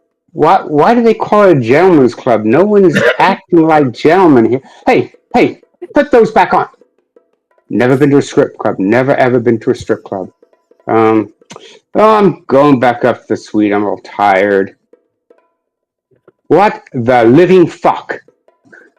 I don't know who brought the llama, the chimpanzee, and the 4 midget strippers up there. No, I'm not going back in. No.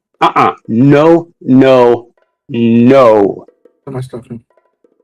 This is a pretty boring trip. I knew we should have taken that cop car. It's parked right out in front. We'd driven up and down the strip with the sirens on the sidewalks. Would have been fucking epic. Boring. Just fucking boring.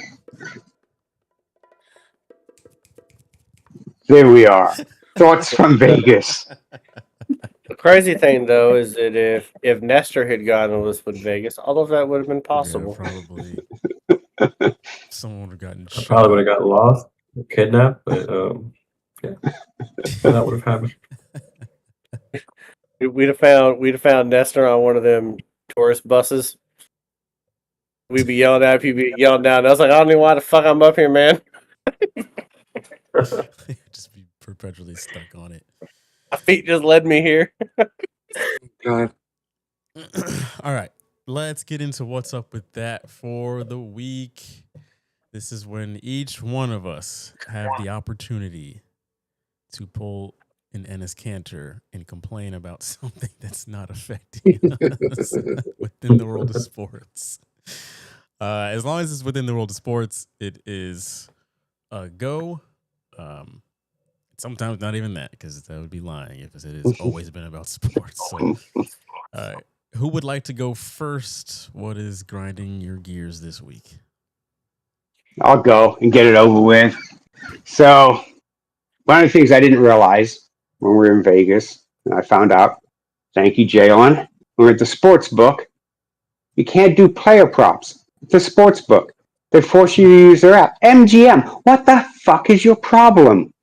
Got a huge motherfucking sports book, but you can't do player props. No, have to use the app. Fuck you and your guy. You know the app is going to take your job.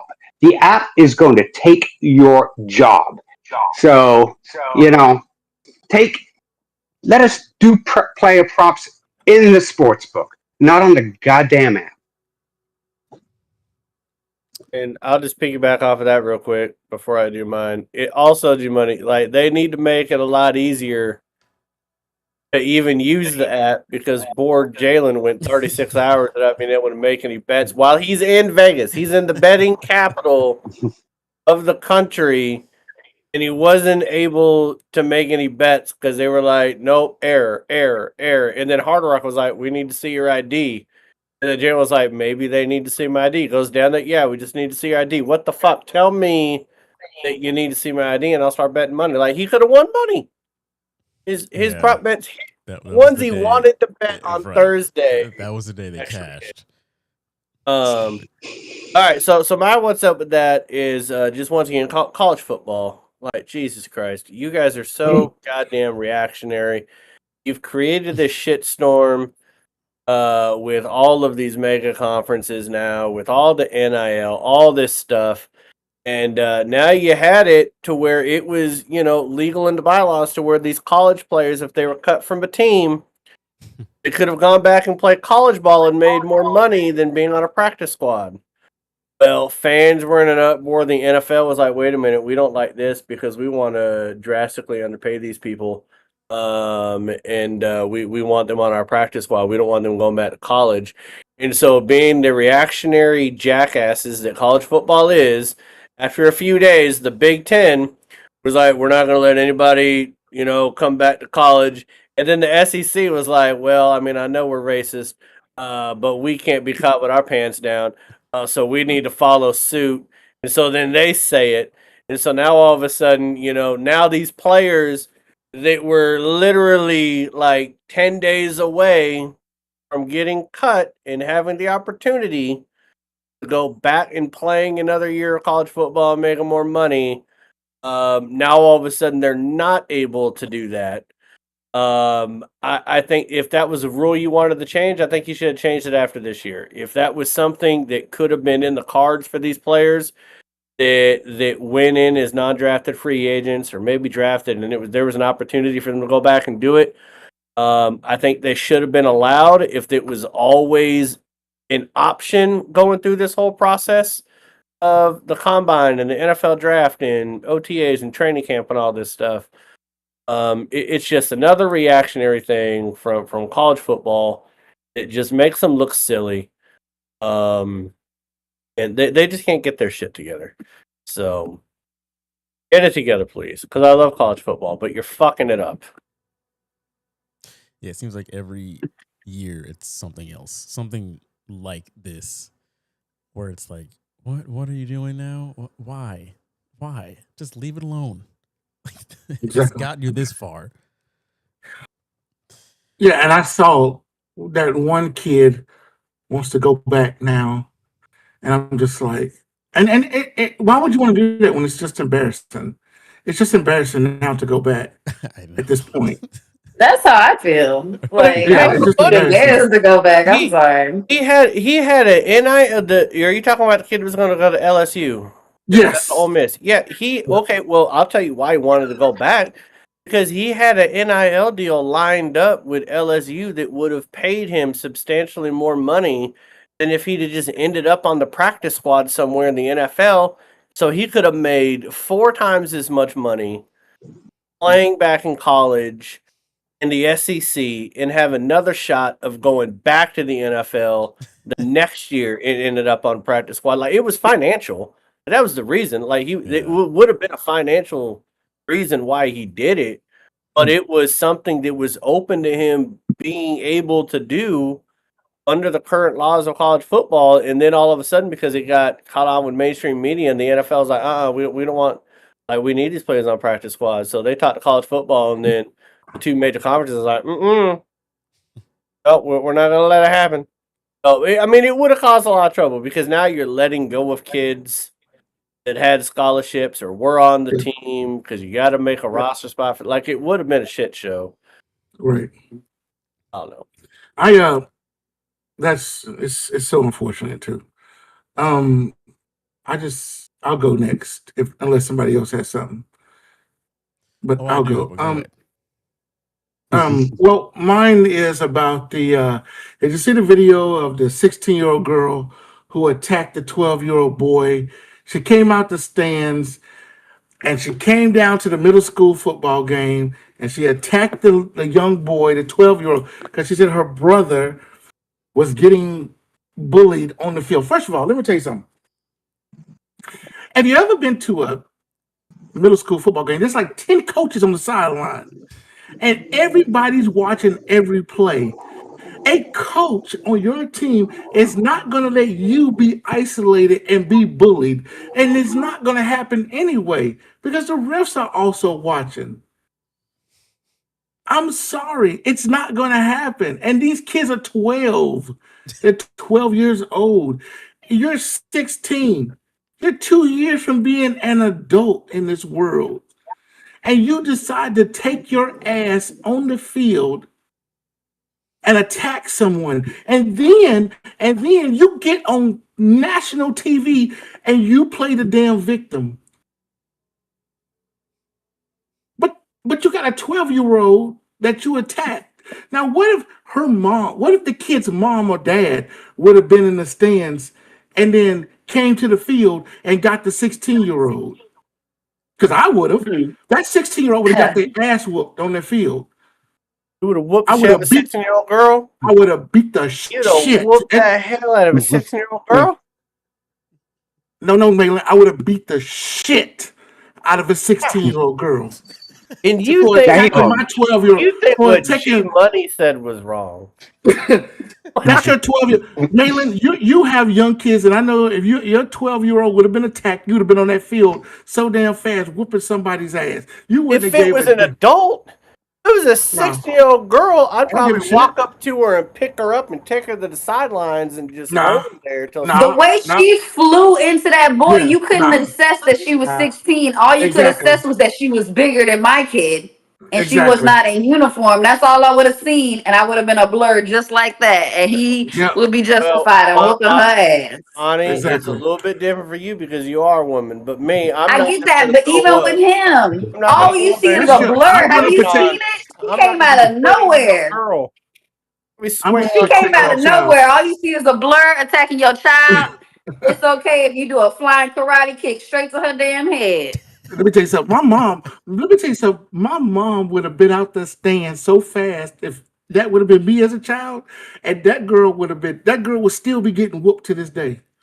My mom would have whooped that girl. But my point is talking about you gotta stay out of youth sports. Period. No matter what happens, you gotta stay out of youth sports. The coaches got it. And first of all, she didn't do nothing for her brother for the next 6 years because he's still in the 6th grade. He's going to get his ass whooped. He might as well never play football again because those boys are going to be more vicious to him on his team than anybody else will be. She put a target on his brother back, and she doesn't even know it because she was ignorant. I just think as a show, we should not condone adults hitting children. I don't think. And we shouldn't condone a 16-year-old hitting a child. Good look. That's good luck. We do not condone that. We don't condone it, but you can't stop a parent. But you cannot stop a parent from protecting their child at any cost, especially in that situation. Yeah, I could protect my son from a 16-year-old girl without beating the hell out of her. But you don't know she's 16 though. You don't know that girl's 16-year-old. I think I could size that up pretty quick when I got up next to them, and even if they're in their 20s. Because the only thing I'm seeing is I'm seeing red, bro. I'm already on the field, bro. I'm sorry. It's not even your kid, June, and I feel like you got in front of that 16-year-old right now, you'd whoop her ass. It's not even... But also to June's point, like the girl and her mother are going on this apology, I'm the victim interview tour where the mother's even saying like she couldn't do anything else. She couldn't control herself. There was nothing else that she could do but go attack this child on the field, which is crazy. That is completely wrong. And that girl does need to get brought up on charges. And I think she has been. She's got some assault charges.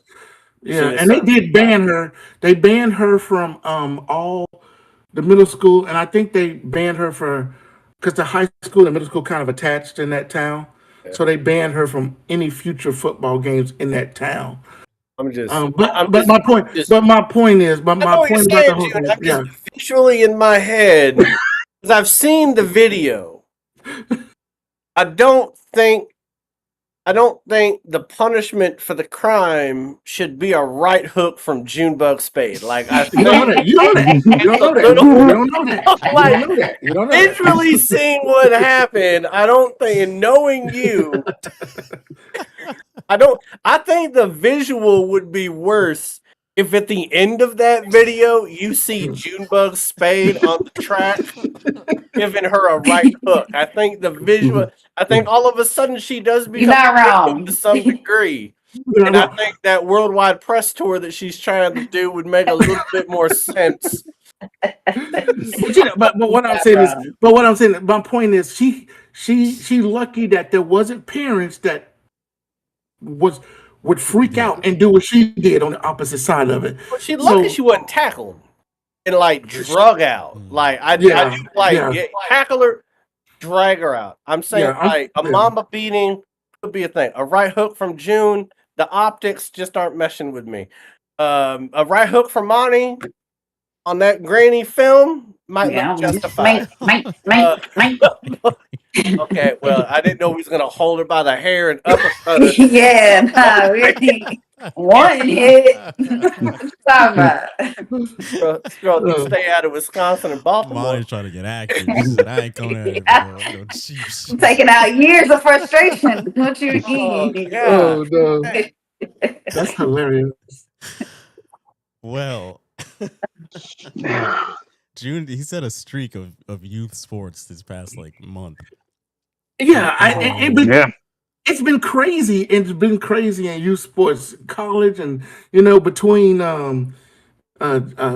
quarterback of the Commanders and his mom and all that crap. Parents are too involved, man. Good Lord. And that's my point about this whole thing. Well, I love you, June. I love you too. I'll go Hey, next. if my kid ever gets pushed down by a 16-year-old girl in Kentucky, I'm gonna call you. There you go. Go get her, June. There it is. Get her. Go get her. Mine is kind of a general thing, but just getting into it. So 2 nights ago, it's WNBA. 2 nights ago, Angel Reese set the new rebounding record in a game for 26 rebounds in one game. And I made a video about it, and on Facebook, which is a social experiment. Oh my God. You would have thought that a clown show had taken place. And it just me bounds. She didn't score. Her shooting percentage was terrible. All these stupid memes, X, Y, and Z. Someone even went to the length of creating a graphic that showed like the historical rebound leaders that was just incorrect. And we're trying to downplay it and say that someone else actually knows. Someone else was like, you made this up. Or somebody made it up. And the point is, I'm just like, what is this weird Discord? And a lot of it's probably not even people that are watching the games, but this weird Discord that doesn't happen in any other league. You can't praise somebody without someone else coming up and saying, yeah, but this person and that person did it better, or you should be talking about this. Right. It's like, if we praise Josh Allen for doing something, sure, people are going to like troll and be funny, but you're not going to have a whole slew of people being like, actually, no, Lamar Jackson did it better. It's like, no one else really does that. It's this weird thing in the WNBA where people, if you're not praising Caitlin Clark, you're going to get just absolutely shit on for, well, why are you talking about someone else? Caitlin Clark is the greatest basketball player ever. It's like, there are 14 other teams in this league, right? And they're all playing basketball too, and all setting records and doing all kinds of other things. And we can still talk about Caitlin Clark, but I don't understand why everyone else is inferior in this instance. It's like, you can't just give the girl her flowers and be like, wow, that was 26 rebounds. I don't give a fuck how you did it. Like, that's pretty damn impressive. Out of her 26 rebounds, how many were off of her own shot? Did people even know? They were not. It was not the majority. That's what I'm saying. It was not like 2 years ago when the whole me bounds thing started. I think there was a game when Angel Reese had like 20 rebounds, but like 12 of them were like off of her own missed shots, and so it started this whole me bounds thing. Right. But at some point, you got to start. I mean, she's got double doubles, like a record on what double doubles going on consecutive games. She's, to me, and I don't mean this I don't know if this is disrespectful. I don't think it is, but to me, she's kind of like morphing into the WNBA's version of Dennis Rodman, where you're just on the like you shoot like shit. Like, Dennis Rodman was named one of the he was an all-pro. Right. Defensive, win defense player of the year all the time, shot like shit with the Bulls. He used to be a little bit of a scorer with the Pistons, but he really started handling the defensive side of the ball when he's in San Antonio. Goes to the Bulls. We'll forget about the wedding dress and all the other crazy shit. But everyone praised Dennis Rodman for all the nitty-gritty stuff he did on the court, even though he didn't score. Like, he could, the people used to, on SportsCenter, he had 24 boards, 0 points, but man, what a defensive effort. Angel Reese needs to start getting that type of recognition. Yeah. They're not going to give it to her. She had 100% field goal shooting game the other night. She went 9 for 9, no free throws. ESPN didn't say shit. They're not going to give it to her, no matter what she does. But ESPN is also wrong for not highlighting that 9 for 9, because ESPN is becoming reality TV. Like, they're the new MTV. Like MTV was great when they had music videos, and then they went into all this reality TV shit. Like ESPN is turning into what MTV ended up being, where it's like they want to keep the narrative alive so that they can keep the controversy alive, so they can keep talking about it. So they're not going to talk about Angel Reese being 9 for 9. Like ESPN is part of the goddamn problem. Social media is a big ass part of the problem, but ESPN fuels that. They fuel it. Yeah. They don't talk about that sort of thing. No, but I got 3 alerts when Caitlin had that 45-point game. Just back-to-back alerts all over my phone, but not a thing when it's Angel. And I'm so sick of it because Caitlin ain't won shit. Let's talk about that. She ain't won a damn thing. So what are we talking about here? And it's like, I enjoy watching Caitlin Clark play. She's very entertaining. I also enjoy watching Angel Reese play, and they play 2 completely different games that I think are both extremely entertaining and respectable. And why people can't seem to just like, again, it's the one sport where it's like people can't even justify liking 2 different players. It's like, what is wrong with you? Oh man, I missed the pre Caitlin Clark league. It was getting there pre Caitlin Clark. It was, and it was nice. I miss it so bad. And the simple fact of the matter is that 26 rebounds, no matter what league is in, is impressive. Yes, it's impressive. That's an impressive feat because that's hard to do. First of all, getting a double every night. I remember Shaq talking about this, like how hard it was just getting a double every night. You know, and you got to do that. They expect you to do that night after night, or you're not going to win the game. Shaq talked about it. If he doesn't get a double every single night, they don't win games in his younger years. And so for her to grab 26 boards, it doesn't matter if she shot 11 of them or whatever, because she didn't.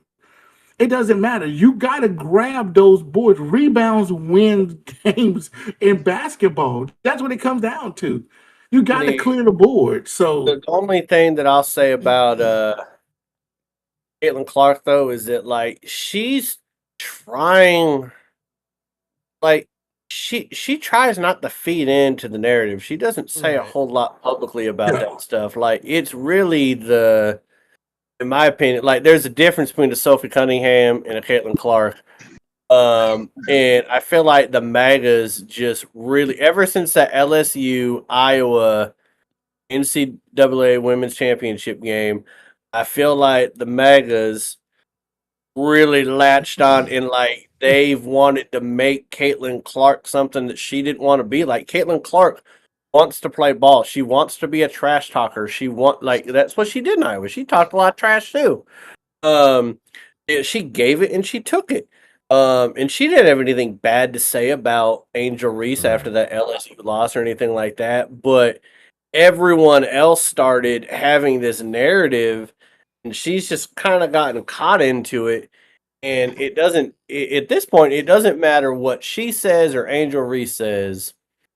You're always going to have this narrative now, and it really sucks because the WNBA is putting out a great product. Angel Reese and Caitlin Clark are both a piece of that great product, and there's a lot of other basketball players. Ain't nobody talking about Brianna Stewart or Asia Wilson right now, who just keeps winning MVPs and having signature shoes. Ain't no one talking about them. And the weird thing though, also Jalen, is to me, it's not even just a race thing because you're not getting that with Paige Beckers. You're not getting that with what's the girl, the center from LA that played at Stanford? What's her name? Brink. Yeah, like you don't get the same attachment that somehow Caitlin Clark has. Well, every chance they get, they speak out against it. And Caitlin has kept quiet. So I will say that. Paige, every chance she gets. Cam, every chance she gets, they speak out against it. They don't even let that fan base even try to attach to them. They clear that shit up real quick. Well, and I do think that Caitlin Clark has, conservative values. I think that most people can derive that she probably does. But she doesn't, like, she's not speaking one way or the other. Like she's not right. She's trying to keep her private life and her private views private, and I do agree with you, Bonnie, that might make it a little bit worse because she doesn't speak out against it. But I just think it's crazy. I don't know. White people in red hats. What the fuck are we doing? Like, just leave sports alone. They don't know how. Keep your eyes out on Olivia Miles, though. She's a beast. Oh shit, she is. Yes, I left her out. She is balling. She might win Rookie of the Year and MVP in the same season. She is literally. Poor dude. Didn't she play at Notre Dame? Notre Dame. Mm-hmm. That's who she. Yep. Okay. All right. Just make sure I was making a correlation. Who else has a what's up with that? Anna, you ain't even. I can go next. But mine feels like such a first world problem. Mine, I was like, y'all had like real grievances. Mine feels like such a pansy problem. June wanted to beat up the kid, so yeah, he did. So, like, Disney released their collabs with the NFL, right? Oh boy. And like, there's some fire ones. The Cowboys got Woody, the Texans got Jesse, the Buccaneers got Captain Hook, and the Green Bay Packers get Chewbacca. What the fuck is Chewbacca? What's the correlation? What is the correlation? Like, I thought we were gonna get like a little Gus from Cinderella with a big block of cheese, and that was gonna be cute, and I couldn't wait to buy all the merchandise. Like, I just knew it was gonna be something like that, and they gave us fucking Chewbacca. Like, Bonnie, you do realize that the Seahawks got the seagulls from Finding Nemo, wasn't it? Finding Nemo. Oh, the little mine. I didn't see that. Mine. Yeah, that's I what like the that. Seahawks got. A fucking seagulls. Hold on, I'm looking at this now. I didn't see that one. That's funny, actually. The Patriots got Captain America. Yeah, the Patriots got Captain America. Like, I do think that it's really funny though that the Cowboys got Woody and the Texans got Jesse. Got Jesse. Like the Texans are like, damn, they're in another like, all right, y'all got Woody. All right, we'll take the girl Cowboy, but we just the little brother again. True. But I personally love Jesse. I think the Saints getting the gator from Princess and the Frog is fire. Like, that was beautiful. There were some really cool ones. Like, Kansas City got the big bad wolf.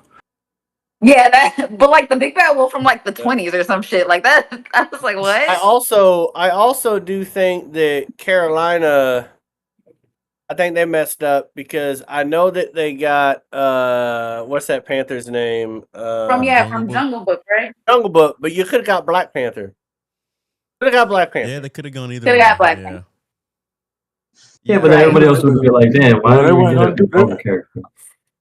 The Raiders got Darth Vader. Yeah, the Raiders got Darth Vader.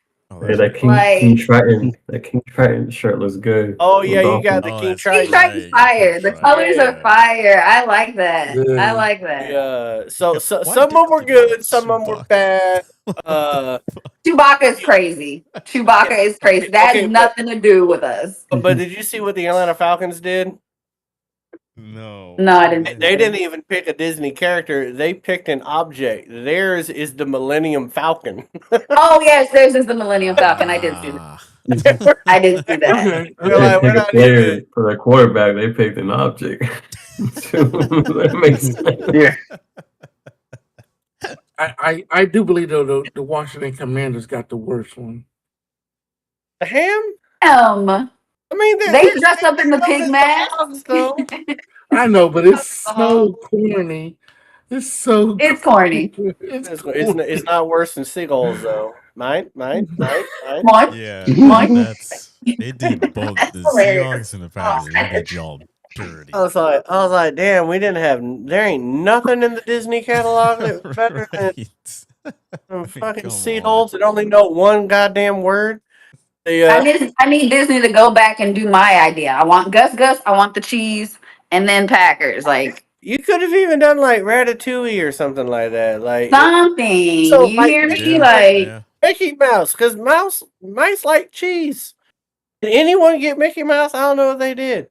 No. I didn't see Mickey on that. You know that was You know that The was crazy thing is that the NFL teams got to choose what character. Oh, I didn't know that. Yeah, the NFL teams got to choose, and if they both chose the same thing, then the league and Disney stepped in and made a choice.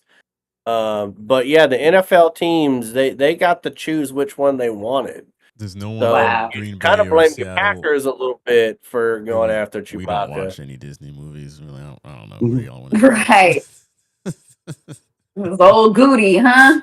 Oh, Gotta talk to man. Goot Coots.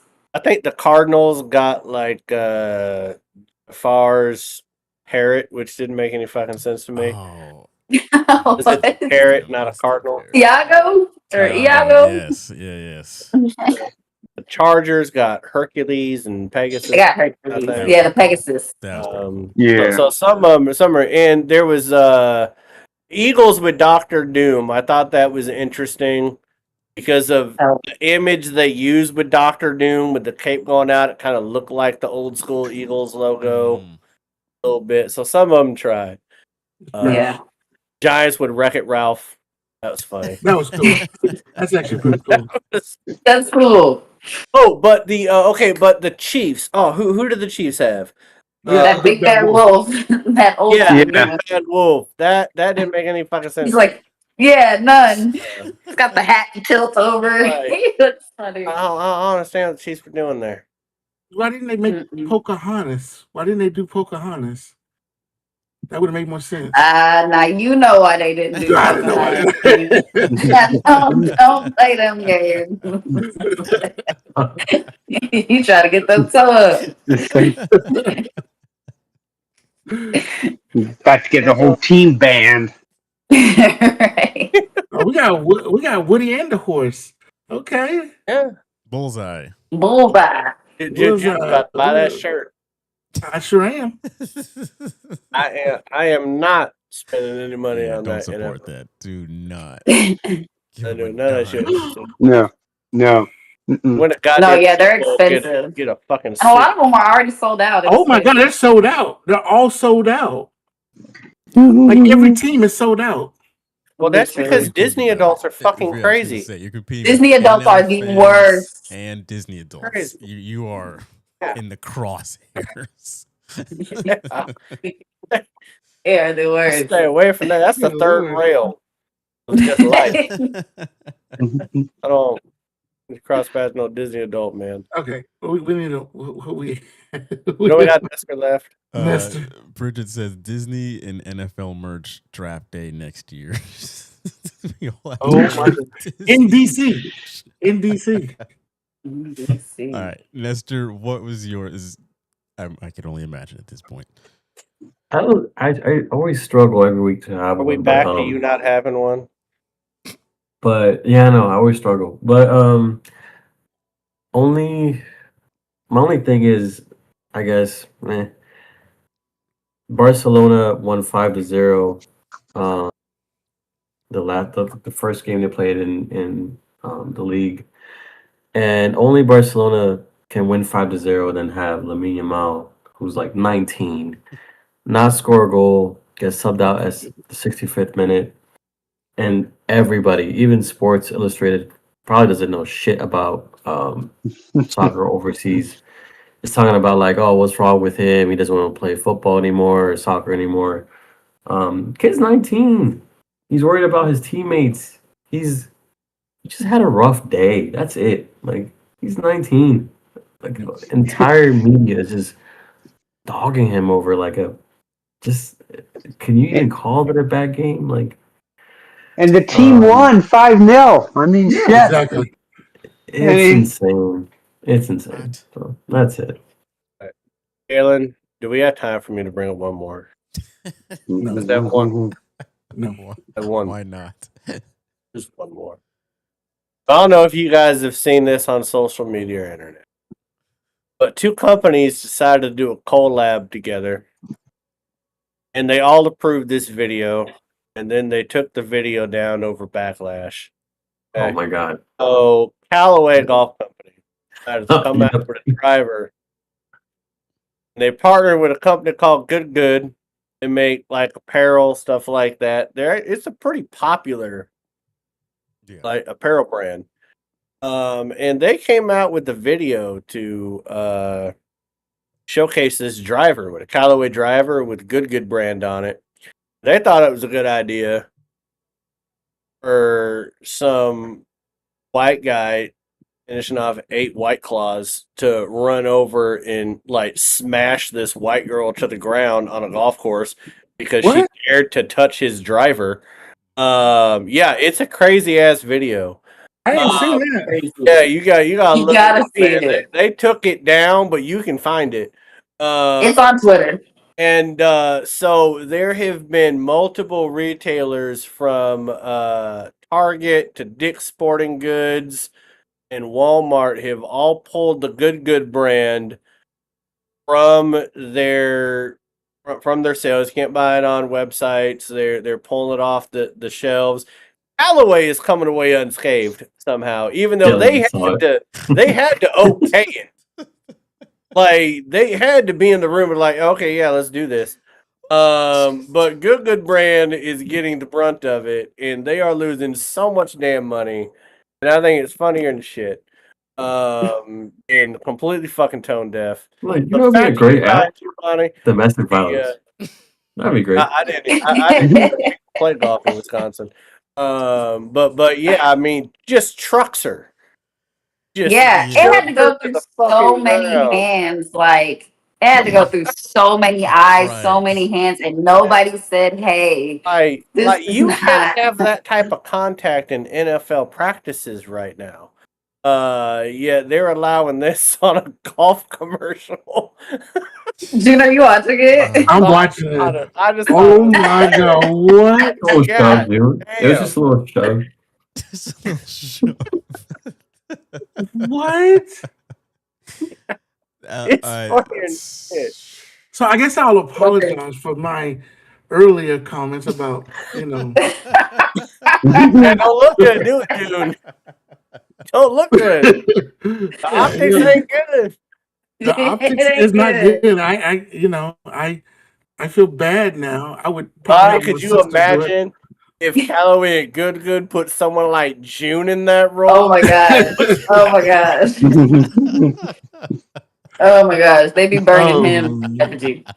Oh god! Okay. That's too funny. We such a full circle moment we just had there, guys. There you go. All right. I'm sorry I had to bring it up because I just read that Target's pulling them off the shelves too, and I was like, God damn, man. Wow. Y'all fucked up with the marketing. Bridget is saying that apparently there's women's sports brands who are taking it and changing the narrative. I'm assuming like spin-off ads are coming out of this now. I don't. Is it like women shoving over men now? Beating them. Oh god! Please no! Please dead it there. Please don't. That's a crazy video. I haven't seen that. I'm surprised I haven't. But good lord, like it's not good. Wow. I can't believe that got made. That it got shot. It got filmed. People participated. I can't even believe green that. flag that shit going up there, man. All the way up to it getting posted. All the way that it even got shot. Like people were in a room. It was like thumbs up. Let's film this. Man, that's insane. Dude, there had to be some CEO's son who shot it, and then the CEO was like, let's go. You know what? Anyone that was in the room that greenlit that video, we need to check on their wives. We need to make sure that they're okay. For real. If there's any sport that's what it came out of, it was golf. Yeah. Oh, standing up and using different drivers to show their skill. Interesting. Okay. All right. Let's get out of here. Folks, that's going to do it for 302. Monty, we need to have you back on after that Falcons-Packers game. Oh yes, with whoever. What's his name? I forgot to add him to the list. Ryan. Well, we definitely didn't have him back after the Dallas game because apparently June thinks that Dallas is going to win. Lonnie thinks Packers are going to win. Why would I think it any other way, baby? I know. Yeah. I know. Delusional, like all the Cowboys fans. Damn. Okay. Are we done? But before I go, shout out to Curacao in the little International Little League World Series. They won today, I think 12-3 against Nicaragua. Shout out Curacao. Oh, Get it. Ooh. folks, thank you all for watching, listening. Monty, thank you for spending an evening with us and talking absolute nonsense for the past couple hours. If you want to follow Monty on TikTok, it is linked down in the description below. We're all patiently waiting the return. If you want to follow June, his TikTok is down in the description below. Just make sure if you steal any ideas from him, you credit him where it's due. Rich Eisen. Don't want legal action taken against you, or you don't want a knuckle sandwich coming out of your peripheral. Yeah, you want them out there beating your ass outside the green room. All right. We'll talk to you all next week. Have a good one. Peace out.